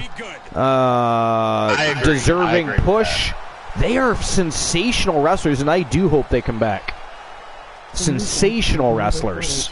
Like, they could be the next Usos wrestlers type of thing. Not even joking. And you know what? Bring them back and put them with Ali. Bring them back and put them with Ali. Mm-hmm. Do something with them. God, it just... Hell to the S. And by the way, before he's too old and wants to hang it up, I say give GGP a shot at a NXT role of some sort. I mean, I don't know how familiar you are with Greek God Papa Don, but he's a sensational. Yeah, he's a sensational independent wrestler. Wrestled worldwide, great submission and technical wrestler, but has pretty much flown the independent scene his whole career. But he's done a very good job, made a career for himself. So I mean, you can't knock that. Indeed. All right, number 4, Rhino. Rhino. Well, Rhino. I mean, it is I Lance enjoy Storm's Rhino. overweight brother. Yeah, I mean, honestly, it didn't matter. Like, every program Rhino's in, I'm bored out of shit out of my mind. It's just, what's your thing? You're the Rhino. Okay, you're 300 pounds and you spear people, but call it a gore. What's funny is That's all you ever did. so many All he people, did. especially the diehard ECW, and don't get me wrong, I liked ECW. I knew ECW wouldn't last because just like what's going on with AEW, you can only do so many matches like that before you kill your whole roster. But Rhino, even for ECW, was so boring. Like, I never got it. I agree with Cool. I never got it. And I'm then, an overweight Lance Storm, WWE and I ram my shoulder into you, and then I pin you. I don't get it. He's not a great talker, and it's the same shtick in ECW, WWE, TNA, back to WWE. It doesn't matter. It's the same thing. It's just boring. I'm tired of it. Nobody wants to see it. Everybody goes use the restroom when he's in there. Nobody wants to see it. Except maybe fucking Lenore. Wait, I'll admit, I people go enjoyed into the restroom? watching. I'm back the truck up for a moment. Beep, beep, beep. Can we repeat that again? Something about a restroom and Rhino and people watching, and that sounds... I mean, I was watching the match, and I heard that. So I'm like, what the fuck did I miss? No. You didn't miss anything. Just saying, that's when people took their potty break. Oh, during a Rhino... Okay, gotcha. I thought you were suggesting there was a segment during a promotion where people were watching Rhino use the washroom, and I was like, what? Okay, never mind. Okay, go ahead. It's okay. You ready for number 3? Actually, you may understand number 3. Most of these people might not get number 3, because this is more of a Ring of Honor decision. So late 2006, maybe 2007, around there, they decided to bring this guy from FIP, Florida region, named Eric Stevens. And they pushed this motherfucker and tried to make him like a mainstay on the Ring of Honor roster for a good 2 years or some shit like that. Dude with the weird hair. Eric Stevens. And basically he had feuds with Roderick Strong and shit like that. He was I think he was on the faction with Austin Aries when after Generation Next broke up, they ended up having all these warring factions with all the Generation X people being the leaders of them and shit like that. Eric Stevens was on one of those, and they kept trying to push this guy in main event matches and going after the world title. This guy he's kind of built like Rhino. He just wears the tight trunks, right? Doesn't really, but he had a mohawk. He had a mohawk. But it was just, he was terrible on the mic. He just didn't really have the charisma in the ring. He was just a body. He was just boring. Did nothing for me. Everybody else had some thing you really could grasp onto. Gimmick. Some gimmick or something they did that was gimmicky in the ring. But this guy was just four fest after four fest after four fest. I think that was only the ECW diehards, right? Because just like AEW, they had their cultist following, right? Oh, that was Ring of Honor. It's Ring of Honor. Talking this Ring of Honor run. Okay, never mind. Yeah. Well, we're not even, Eric Stevens, I don't even think he was in these. Never mind. I was you know what? I was getting the two conversations, watching the match, listening at the same time. I was confusing the Rhino segment and the Eric Stevens segment. Forget it. There you go. By the way, Stevens was the dude with the weird hair, right? He had a weird mohawk. Yeah. Had a goatee, fat head, mohawk, rhino-like body. It was like goatee, but it looked like he had dirt beard on the sides. And yeah. Fuck that guy. Yeah, that guy was awful. Boring as shit. What the hell does vaccine help us all, guys? I ain't gonna sit here and watch you guys let Elmo kill himself with calories. What the fuck is... Oh, hey, is that one of Woozy's old stalkers? It must be. I mean, Woozy's... he is on the road to not just recovery, but losing a whole pile of weight, so calories are not his problem anymore. Your problem is not staying current with, what's happening in the today and the now. See? You're not paying attention. I mean, if he's a stalker, he's a terrible stalker. I mean, how do you lose your mark like that? It's been a long time since we've seen It's been a long time. But yeah, Brants with 2 L's, remember Stevens. Had the ice cream tattoo, the comb back mohawk. Terrible. Terrible. Oh, I didn't understand what Raymar saw in that guy. I really didn't. But it is what it is. Maybe they just needed a body. He did flame out. His career did flame out. But, yeah. Oh, shit. Mitchell Vaughn just suplexed T-Dex right into the steel steps. I'm pretty sure he didn't feel it. I mean, God damn. I'm pretty sure he's not feeling any of it. It's that thick skull of his. Oh yeah. All right, I got number 2. You guys ready for number 2? For 2. Mabel / Big Daddy B. I was never a huge fan of Mabel. I liked what was his name, Akeem. But I didn't like Mabel a whole lot. Akeem. I didn't put Akeem on the list. Akeem's entertaining. He was. Yeah. But Mabel, Big Daddy B. Mabel was boring as shit for Men on a Mission. He just walked around the ring, sat on people. And they gave him the King of the Ring. And then it was fucking awful. His matches were atrocious. In Ministry of Darkness, he was Undertaker's bitch. Yep. He was Viscera, and then Big Daddy B, we had to see the big fat titties. All of the big fat titties. All the time. Oh, man, it was awful.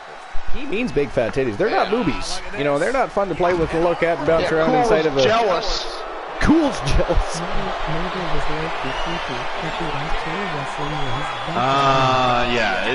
He was just boring as shit. He absolutely did nothing for me. There's a fall for T-Dex 100. He was boring. What's the score right now? Because T-Dex just got a fall. If you guys know what the score is? I've been back and forth between talking to you guys and paying attention to the match, but I started to confuse conversations, so I figured I better pay 1-1. It's 1-1. It's 1-1. All right, don't forget, guys, you guys have a match to build immediately following this tournament.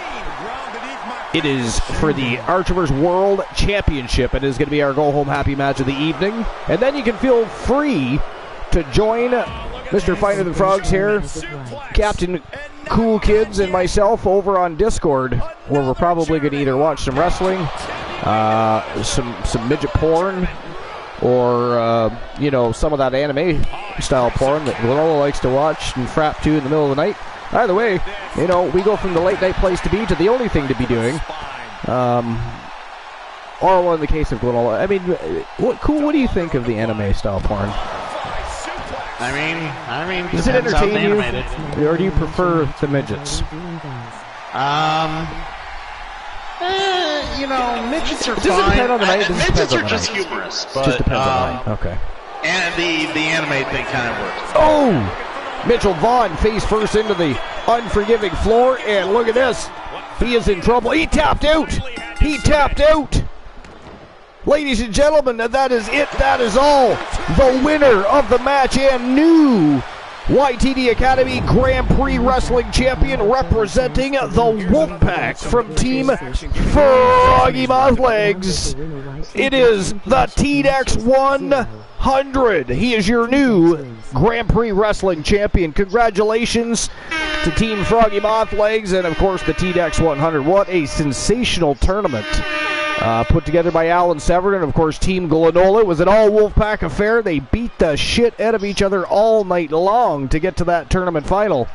And, man, T-Dex did not disappoint for the Wolfpack. They've managed to take a championship away from the Weapons of Mass Destruction, because I'll just enlighten you all on the fact, anybody that's just coming in, the Weapons of Mass Destruction, much like the Wolfpack, a formidable and scary faction, they possess until now, they possess 5 championships across the 3 brands.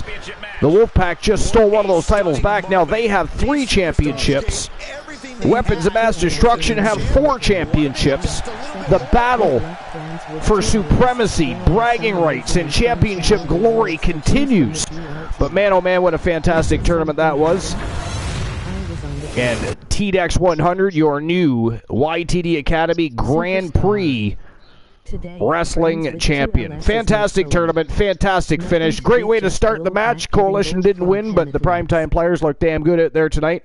And if everybody just gives me a moment, I'm just going to go ahead and take a quick snapshot here for our victory lane over on Discord, so give me a moment.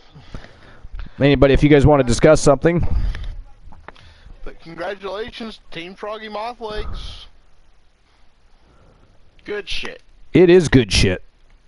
I do have a number one, and I will let you all guess who the number one most boring superstar, in my opinion, ever, that has had a run. I mean, it's either going to be Lance Storm or the Great Khali. Well, I said Great Khali was honorable mention, and Lance Storm Oh, yeah, is that's not right. on the list. That's right, okay. I've got a thought, but I'm going to wait and see if I'm right. And by the way, the tournament is over. Who was it that was it Joe Link that won both awards? Kevin Nash. Yes, it was. It was Joe Link. Congratulations, you are the winner. For the first time in over 3 months, you're the winner of a Channel Redemption reward of your choosing. You are also the winner of the YTD Academy title op. So congratulations to Team Joe Link. Fantastic, and I'll make sure. Kevin Nash is not on the list. The finger poke of doom alone keeps him off the list. It does. All right, so now, guys, we have a match to build. What do you guys think? It's got to be a match involving Jalen Wilson, the current and reigning defending champion. He's putting the title on the line to entertain you all for the Go Home Happy match. Who do you guys want to see? Do you want to see a 1v1? Do you want to see a triple threat matchup, a fatal four-way matchup, an eliminator matchup? What do you want to see? Championships on the line. And who do you want to see in that match? I am going to actually use the facilities. When I come back, we're going to build that match. And in the meantime, Cool can let you know what that number one is. And then, of course, Glenola, you might have to, compress a list tonight. Or find a very short list.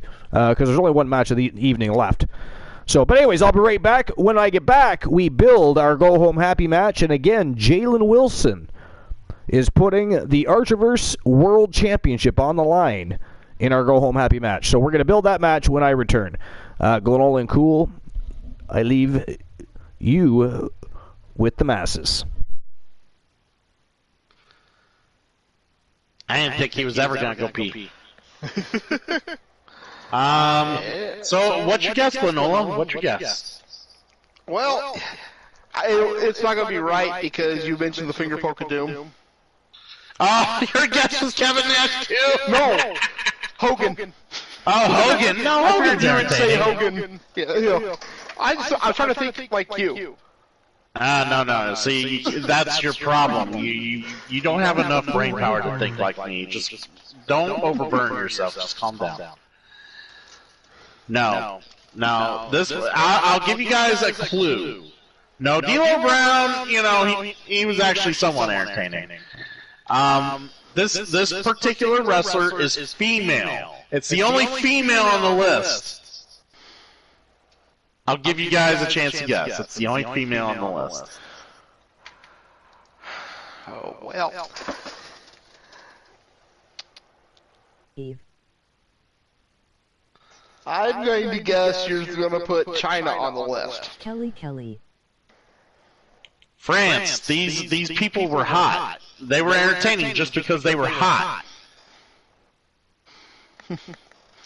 Yeah. And no, China was the eighth wonder of the world. Why would I find her No, not? I wasn't sure. If you'd find her entertaining or not. 'Cause I enjoyed Have you China. seen her porn? Very entertaining. I haven't watched it yet. Very entertaining. Victoria. It is on the list. Joe Link's like Victoria. Close, but Victoria actually wasn't that boring. Nope. I don't think anyone's going to get it because no one thinks about it until they see her in the ring, and then they're like, why the fuck is she still wrestling? Tamina Snuka.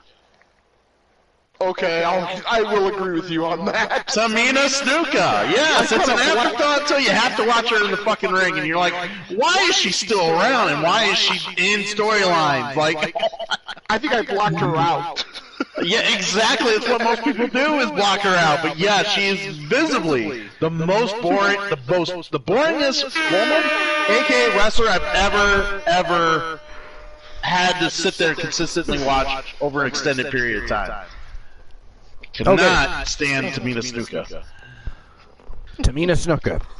Well, That is number one. Tamina Snuka. yeah. God damn. She didn't amount to much. And still on the roster. She is. Still Well, wrestling. no. Didn't she get released? No, Back on the roster? she's been on the roster. She never got released. I thought she did. No. Oh. No, you just. All right. This is why what we just discussed. They only have her in so many Thank you, programs DC. every so often. She's an afterthought. You forget. And Amina has a golden All right, so now opportunity for our right go-home now. happy match. Before we finish this discussion about Tamina Snuka and anything else we decide to discuss, Tamina Snuka. Anyways, what kind of match and who is facing Jalen She could join Wilson? the bloodline. Joe Link has not said anything about it. France with two L's. Nobody's saying anything. Nobody wants to pick the match, so I'm going to... One-on-one. Let's do a one-on-one. One-on-one. Last Really, man one-on-one? standing. Last man standing. Okay, well, one-on-one. Last man With, standing. Three-way. Let's do Kalo. Kalo. The OG Kurt Jordan? Goldberg. Yeah. Okay, that's an interesting choice, but all right. I thought you would have went with a member of the Wolfpack or the Weapons of Mass Destruction or Christian Hart, and you went with the OG. Very interesting. Well, I didn't go with Christian Hart for a reason, and the reason is on Discord for you, Archer. The reason is on Discord? Yes, I put it in the lily pad. Oh, okay. All right, so Kurt Jordan versus Jalen Wilson, last man standing. And it is for the Francis with two L's just chimed in after her. Goldberg. He put in Goldberg. Well, we could make it a triple threat. That's what he said. It's a three-way. Francis with two L's put three-way. I mean, I don't object. If you guys I don't object, Christian. I'm not objecting, and considering they're from France, of course they like a three-way. All right, so let's make it a three-way dance. Yeah, I just threw a Now. match out there just because nobody else had. Now, here are the options. Ladder, TLC, Steel Cage, Falls Count Anywhere, Hell in a Cell, Table, Extreme Rules, or we have Triple Threat Eliminator, Trinado Lockdown, Double Triple Threat, Iron to Gold, Trinado Trap, or Submission Eliminator. Oh, with that much of submission eliminator would be hilarious. Is that copyright still pending on Trinado? It is definitely pending. Why, did somebody utilize it? I won't say. No!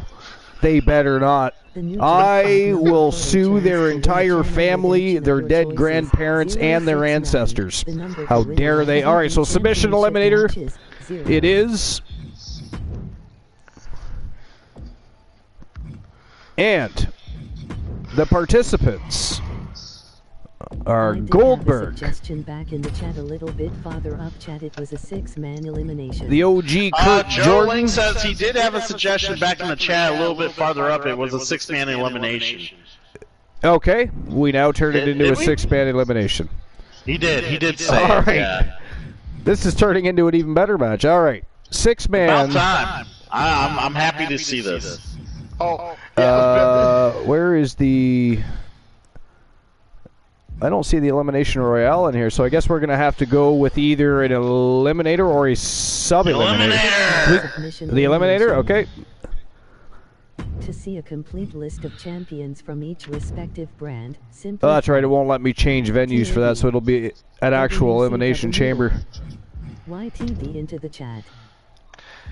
All right, so here we go. We know Goldberg is in this matchup. We know that the OG Kurt Jordan is in this matchup. We need 3 more contestants. Elijah Archer. Elijah Archer, how dare you, sir?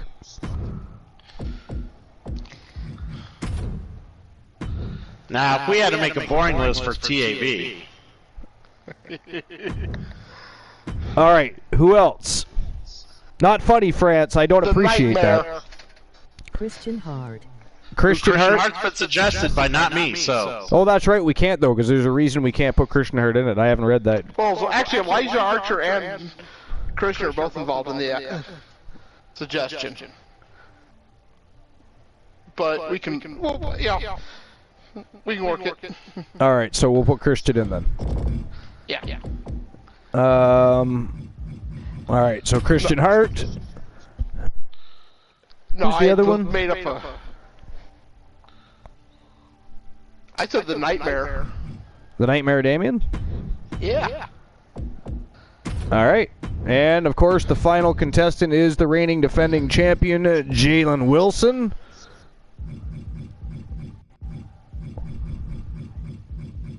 I'll tell you, the YTD sensation. Reigning defending Jay better put on his big boy pants. Good God.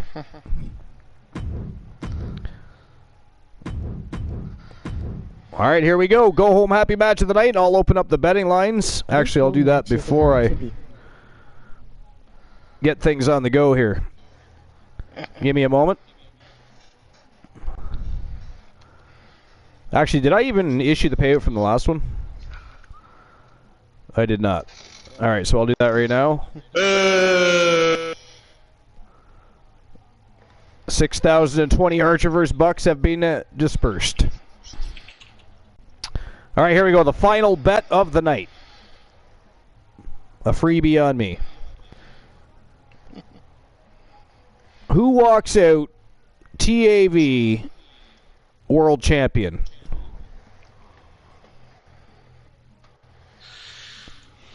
Is it going to be Goldberg? Archer. Ghastly. A cheap dig, hitting below the belt, stirring the pot. The Iceman, Christian Hart. So, however, has this title is who Lincoln will face for his pure The wrestling OG, title Kurt Jordan. Do you have Adam Of course, Cole from Team just asking? KJ2294. Elijah Archer. The Nightmare Damien. Or the reigning defending champion, Jalen Wilson. I'll give you 10 minutes to make your bets. Acknowledge Pro Wrestling asks, do you have Adam Cole? Just asking. We do not have Adam Cole, actually. It doesn't mean Adam Cole could not be reached and offered a contract, but currently he is not under contract to the Archer. Glenol, is he part of the WCW roster? I don't think so. I know of. No, I don't think he's, and we know he's not part of YTD Academy, so no. We'll say no. All right, so here we go, ladies and gentlemen. Go home happy match of the night. It is the Eliminator match. Goldberg, the Iceman Christian Hart, the OG Kurt Jordan, the one Elijah Archer, the Nightmare Damien, and the reigning defending champion, Jalen Wilson. One of them is walking out, the world champion. Who it's going to be, we're going to find out right now. We're going to get the title on the line.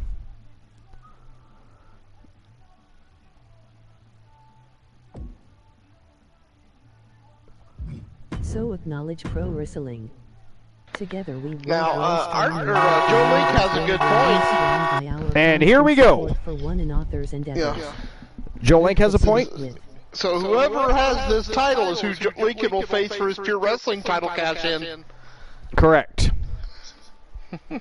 Now, Joe Link, the question is, when are you cashing in? Are we going to be cashing in on an episode of Wrestle Wars Genesis? Or are you going to cash in for WCW Slamboree? What were you thinking?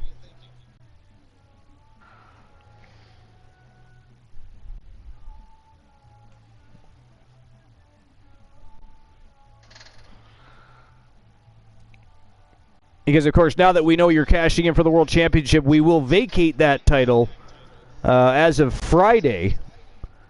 When is Slamboree? Thursday at midnight, really. Because Friday night, of course, WCW Starrcade goes live, 10:30 p.m. Eastern Standard Time, where we continue the road to WCW Slamboree. This time, Team Glenola, the Wolfpack, and the Severance going to look to upstage tonight's tournament. Of course, last night's epic episode of Wrestle Wars Genesis. It was a phenomenal night. They're going to continue to add fuel to the fire, so to speak. Slamboree is in a little less than 2 weeks' time, Joe Link. Little less than 2 weeks' time. Well, at least Archer's not starting off first. I assumed he would just be starting off first. Why not? The following contest is an Elimination Chamber match. But anyways, we were talking about Tamina Snuka and Christian's fetish for watching videos of Tamina while in the bathtub sniffing fart bubbles, which I find strange. I don't judge, though. He usually waits till after he's eaten a big bowl of tuna salad. But, I don't know. I was never a Tamina Snuka fan myself, either. Never really, I mean, I can't say I was a fan of sniffing fart bubbles in the bathtub either, but so I kind of put them on the same level, really, for that matter. But, I don't know. Glenola, what do you think of Tamina Snuka? Were you a fan of Tamina Snuka? I mean, we know it's Jimmy Snuka's daughter, but... Yeah, I think I kind of blocked her out. Blocked her out. Tamina who? And by the way, France with 2 L's again. Just to make sure I get it out there, how dare you throw Elijah Archer into this chamber match? I do not appreciate that. He's not in a good state of mind. You know, the primetime players beat down. Well, I mean, it was a great match, but I mean, they defeated the Coalition for the World Tag Team titles tonight. And you, sir, you swine, you throw him into the, not just a match, you know, like the original participant, Kurt Jordan, was going to one-on-one match. No, Archer gets thrown in with 5 savages. But it's fine. I mean, I think an AKO is in order. I believe, you know, if Life was here, she would AKO France with 2 L's. I think we need somebody to AKO France with 2 L's. I mean, who wants to fill in for Life? That is not what Life would do, Glenola. That is, no, sir. No, that's right, boo. Thank you, Froggy. I appreciate that. I mean, you know, sometimes Froggy... Never mind. I should have known. Anyways... France with 2 L's, to be very specific, I'm pretty sure they would keep Tamina Snuka away from any concept of a bloodline possible. When I first read that, all I read was when the Judgment Day faces the bloodline, Tamina could lay Rhea. Even consider entering the Elimination Chamber. Oh, that would get quite the payday, wouldn't it? Oh, good God. The ratings would skyrocket. Acknowledge Pro Wrestling says, do you have a favorite theme song? Yeah, I think it is Judas by Chris Jericho. That's such a good theme song. Fuck yeah, it is. And you know what? Nobody has received a bigger pop than Jericho when that theme music hit. Listen, people get cheers and people stand up and applaud and scream, but when Judas hits, not only do they do all of those things, every single audience member is literally singing his song as he comes to the ring. Like, you know, it blew his mind, and actually he was like overwhelmed the first time it happened. He even had to break character a little bit, you know, when he was in the ring. But yeah, it's phenomenal. But Chris Jericho deserves it, man. He is right up there with Hulk Hogan and The Undertaker for me, as far as who really brought pro wrestling into the future and left the biggest body of not just work but notable, incredible work. You know, such. You know, I mean, I say Hulk Hogan because of, you know, to me he was never as big as a wrestler, anyways, as say a Ric Flair or a Bret Hart or whatever. But he was a huge presence. He was a very big man for the time. He came in at the right time. They built WrestleMania around him. Hulkamania was born. I don't know, but he transcended. He did the business exactly. But Chris Jericho was one of the guys that, you know, he took what was transcended and he helped explode that business. You know what I mean? And did it in a fashion that nobody else did. So. Now, I'll tell you, for my favorite theme song. France with 2 L says, voice is Randy Orton. That is also a very good one. Great question acknowledgement. We appreciate that. We love shit like that. Good for you. And welcome into episode number 441, by the way. Acknowledgement. This is actually our first Gold Rush tournament of the new year. It's been a fantastic night, so welcome in. I'm not sure how long you've been here, but great question. Thank you for being here. My favorite theme song, I actually had on an iPod years ago, and it's the Wolfpack NWO theme song. Yeah, I love that theme. Which one? Don't Turn Your Back on the Wolfpack. Okay. And guys, you have to respect how much. All right, cool. Favorite theme song? I mean, I got several, but I mean, if I'm gonna say theme song right now that I really, really like, Chris Jericho, obviously. Judas, yeah.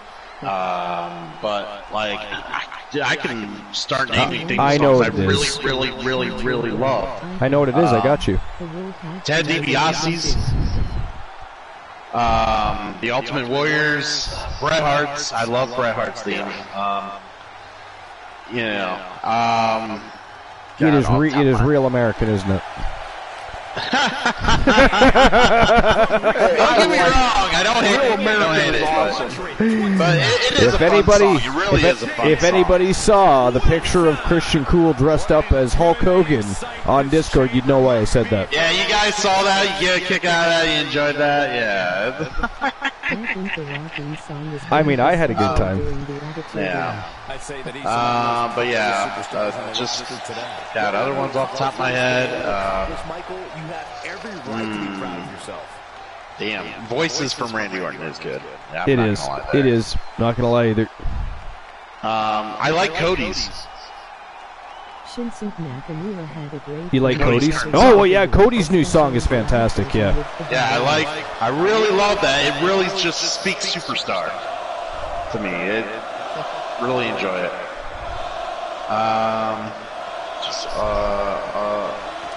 I mean, everybody loves the HBK one. Everybody does love the HBK one. Fair. And then, of course, like Stone Cold's theme, everybody, it's so recognizable.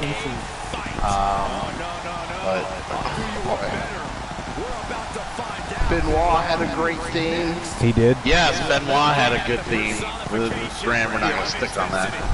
But Goldberg Invasion, you got to admit, was an awesome song. It worked so beautifully. Yeah, Goldberg's theme is great. I will say that. Sad Chemical from Finger 11 for Kane. Agreed. I love that song they did for Kane. They got away from the eerie, dread, music they always gave him, and they actually gave him a lyrical song, and it was just awesome. And of course, I like Finger 11, so that worked out. There's that. Yeah. Shinsuke. Yeah, Shinsuke. Very good. Shinsuke's theme. Yo! Third shoulder guy invading the compound with 6 villains. What's going on, third shoulder guy? What's new and exciting? Thanks for coming in. Welcome to episode number 441 here at the Archiverse. It was our first Gold Rush tournament of the new year. It's actually over. This is our go-home happy match of the night. It is a 6-man elimination chamber for the Archiver's World Championship. And, yeah, it's our last match of the night, so welcome in. Great timing. How was your stream? How's everybody doing? Thanks for being here. And can we make sure we get shout-outs for everybody, please? Hell yeah, for Shoulder Guy, Beat Joker. Welcome in. Fern Shoulder Guy. Excited to see you support his bro.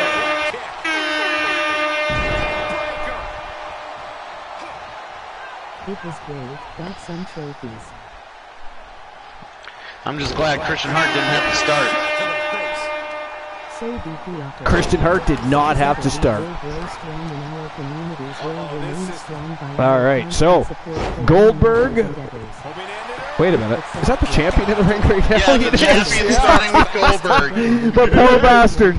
The reigning defending champion is stuck in there first. Wow.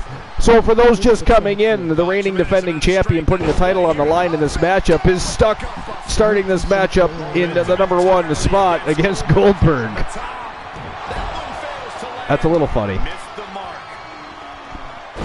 Not exactly the spot you want to be in an elimination chamber when your championship is on the line, when you got all of those savages surrounding you. That is insane.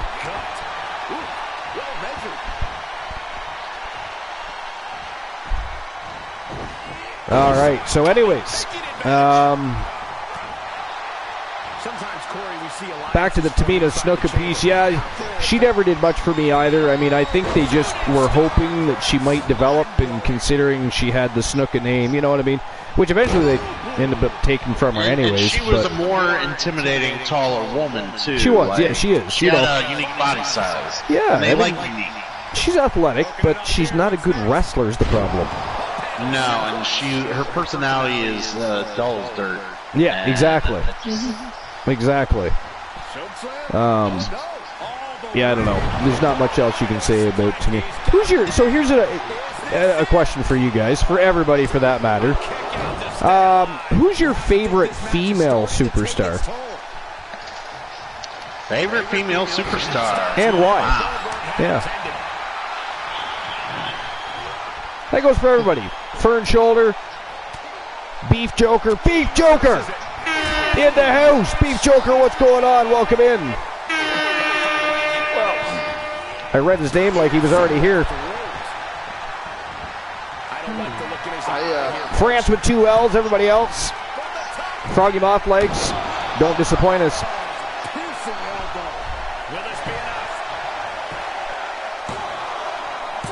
I guess I'll speak. Yeah, go ahead. Sorry. Mine's Bailey. Yours is Bailey, and why is it Bailey?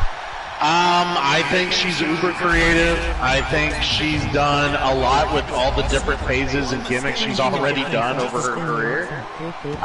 She works well with everyone. And, she, not only do I find her attractive, of course, but I also think,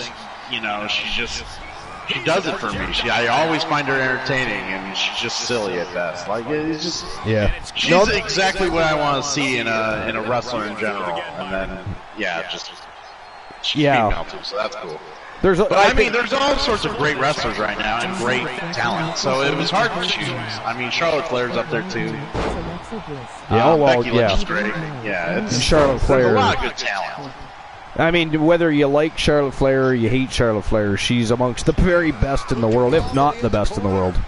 Yeah. So. I like Asuka. I mean, Belair's enjoyable to watch. There's so many. Belair is, yeah. Jade Cargill, Britt Baker. Jade Cargill. Yeah, Britt Baker. Yeah, it's Thunder Rosa. Did you see that little excerpt that someone wrote up that Jade Cargill actually complimented CM Punk? Beef Joker says, I don't know any wrestlers. Sorry, that's okay, Beef Joker. We have many members of the community that come here every single week just to enjoy the banter and the watching the matches and having a good time, and they don't watch wrestling at all or don't watch it anymore.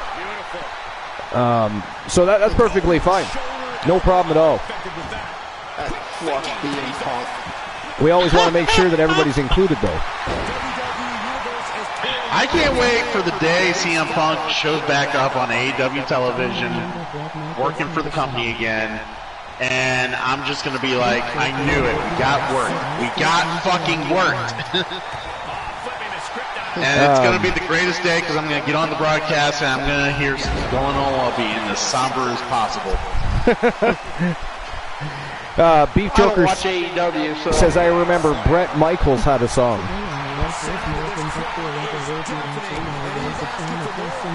I think she means Shawn Michaels.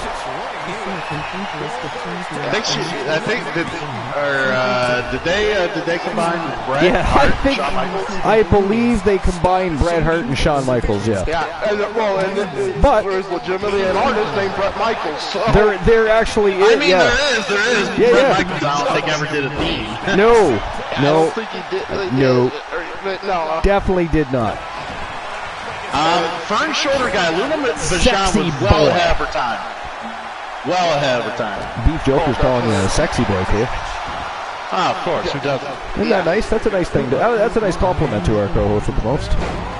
Yes, I appreciate it. Thank you. Luna Vachon. Yeah, I think anybody that remembers great old women's wrestling, I would love Luna Vachon. She was a badass.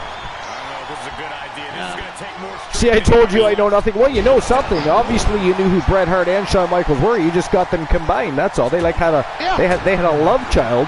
Name was Bret Michaels. No big deal. I mean, it happens all the time. I mean, Christian Cool is a product of the milkman and the postman. It's kind of weird, but it happens. Don't even ask. It's a shoe. The whole lot involved. Science tubes, laboratories. There's a reason he is the captain of the Cool Kids, leader of the Coolverse, mayor of the Coolville. He just, you know. Hey, but we don't want to go there. Now, my favorite, and I'm probably going to get knocked a little bit for it. I don't care. It's Stacy Keibler. Stacy Keibler.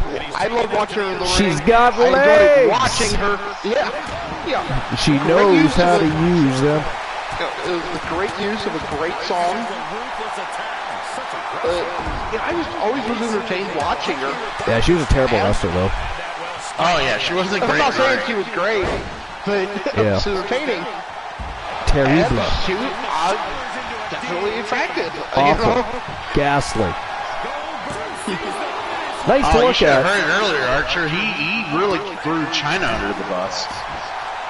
Well, I'm trying to. I was just saying that I thought Cool might have put her as his most boring wrestler. You thought China was boring? No, I thought Cool thought China was boring. Oh, you thought he was thought trying to think boring. like me, which was totally. Oh, okay. That's intriguing. Now, what would make you think Cool would think that China was boring? Inquiring minds must know.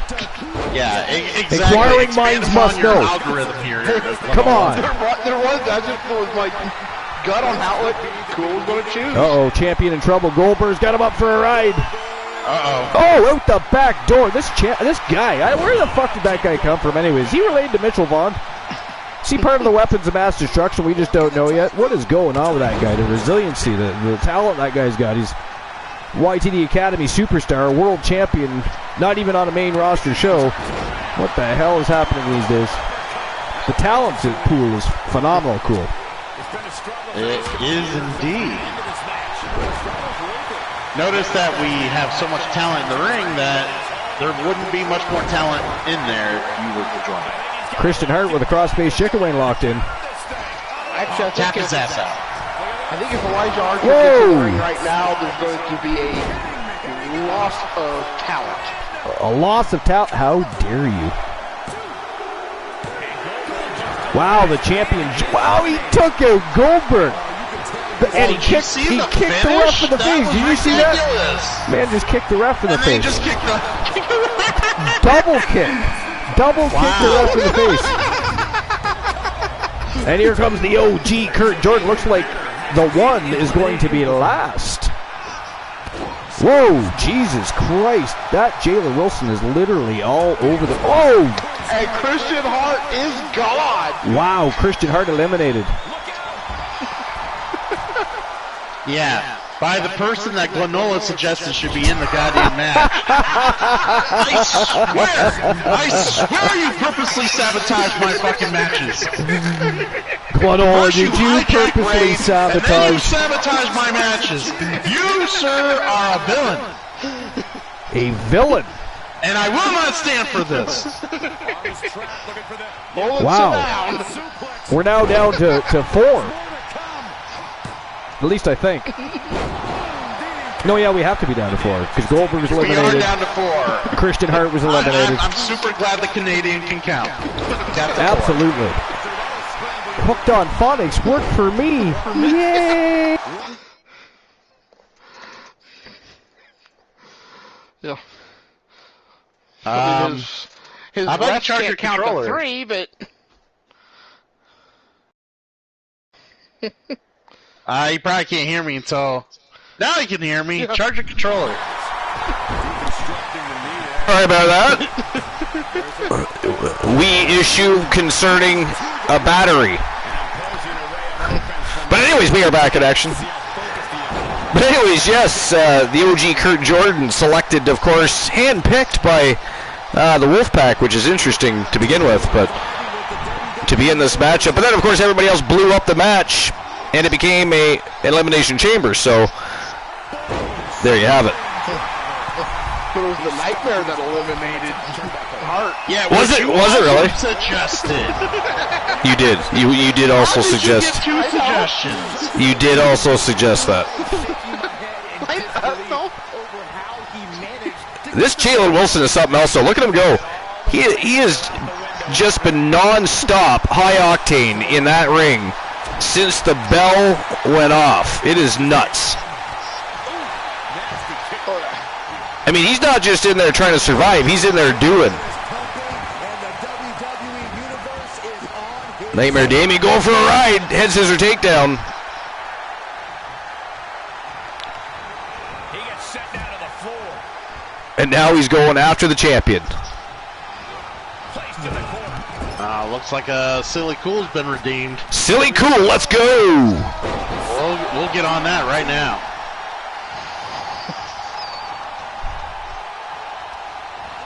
Getting tossed.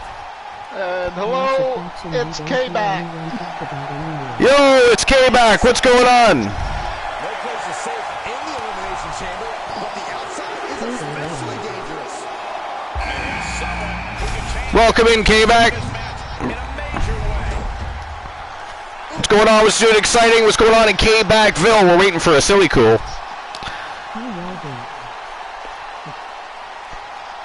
And then, of course, oh no! Christian Cool now has a Tree of Knowledge or Rotten Fruit.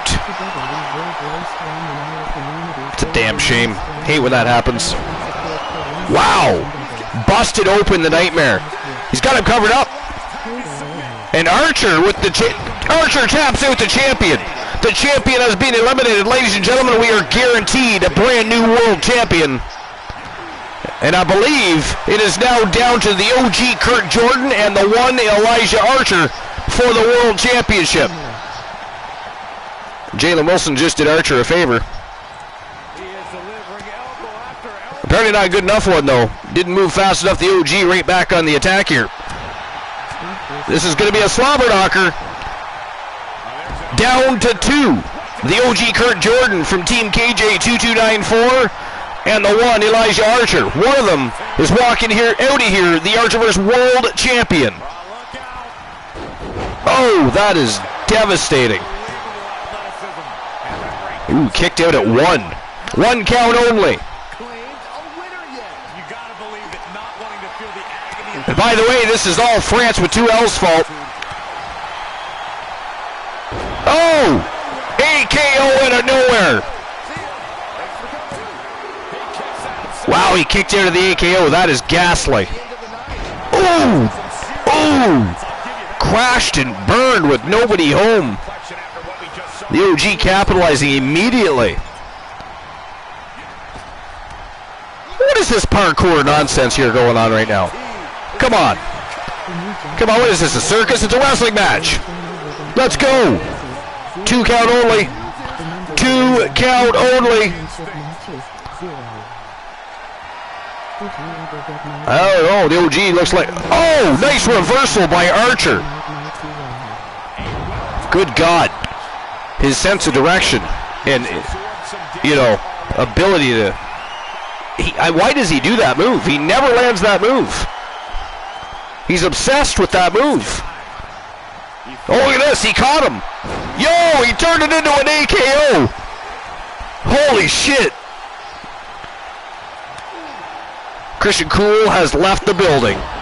Goodbye, Christian Cool. How dare you leave without saying goodbye? Now he's back.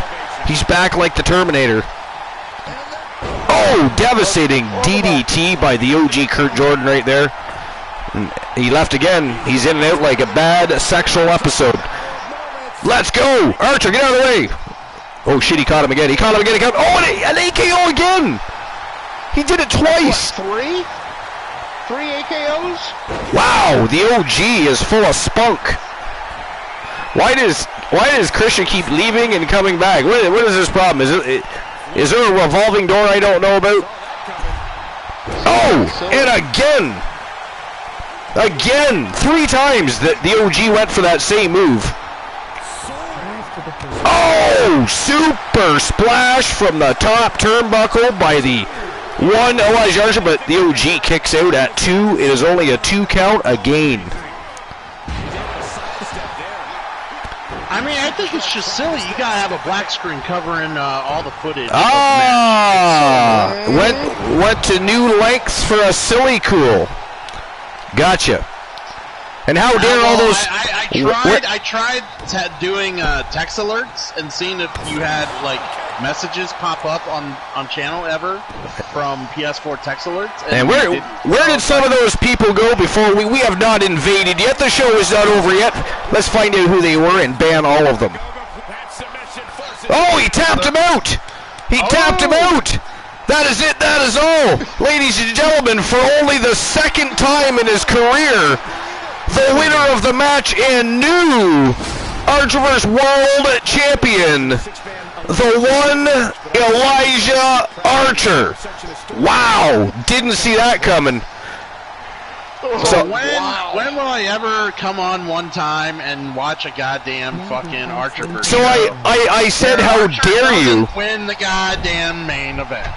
Oh yeah, because Archer wins so many main events. That's funny. It just seems to be all the ones I watch. That's funny. France says I chose correctly. Yeah, believe it or not, you can check the history books, but that is only the 2nd time he's ever won that championship belt. All right, well, ladies and gentlemen, that is it. That is all for episode number 421. We'll see each other Friday night, 10:30 p.m. Eastern Standard Time, when the Wolfpack goes wild on the road to WCW Slamboree with WCW Starrcade. So you don't want to miss that. Make sure you are there. We appreciate everybody that stopped by tonight. We're going to go invade a channel we've never invaded before. I don't even know who they are, but they themselves have a universe in WWE 2K, so we're going to go check it out, show some support, see what's happening, crack-a-lackin'. And with that said, you don't have to go home, but you do have to leave. But you can join us on Discord. We're going there right now. In the meantime, get the fuck out. Goodbye. Have a great night.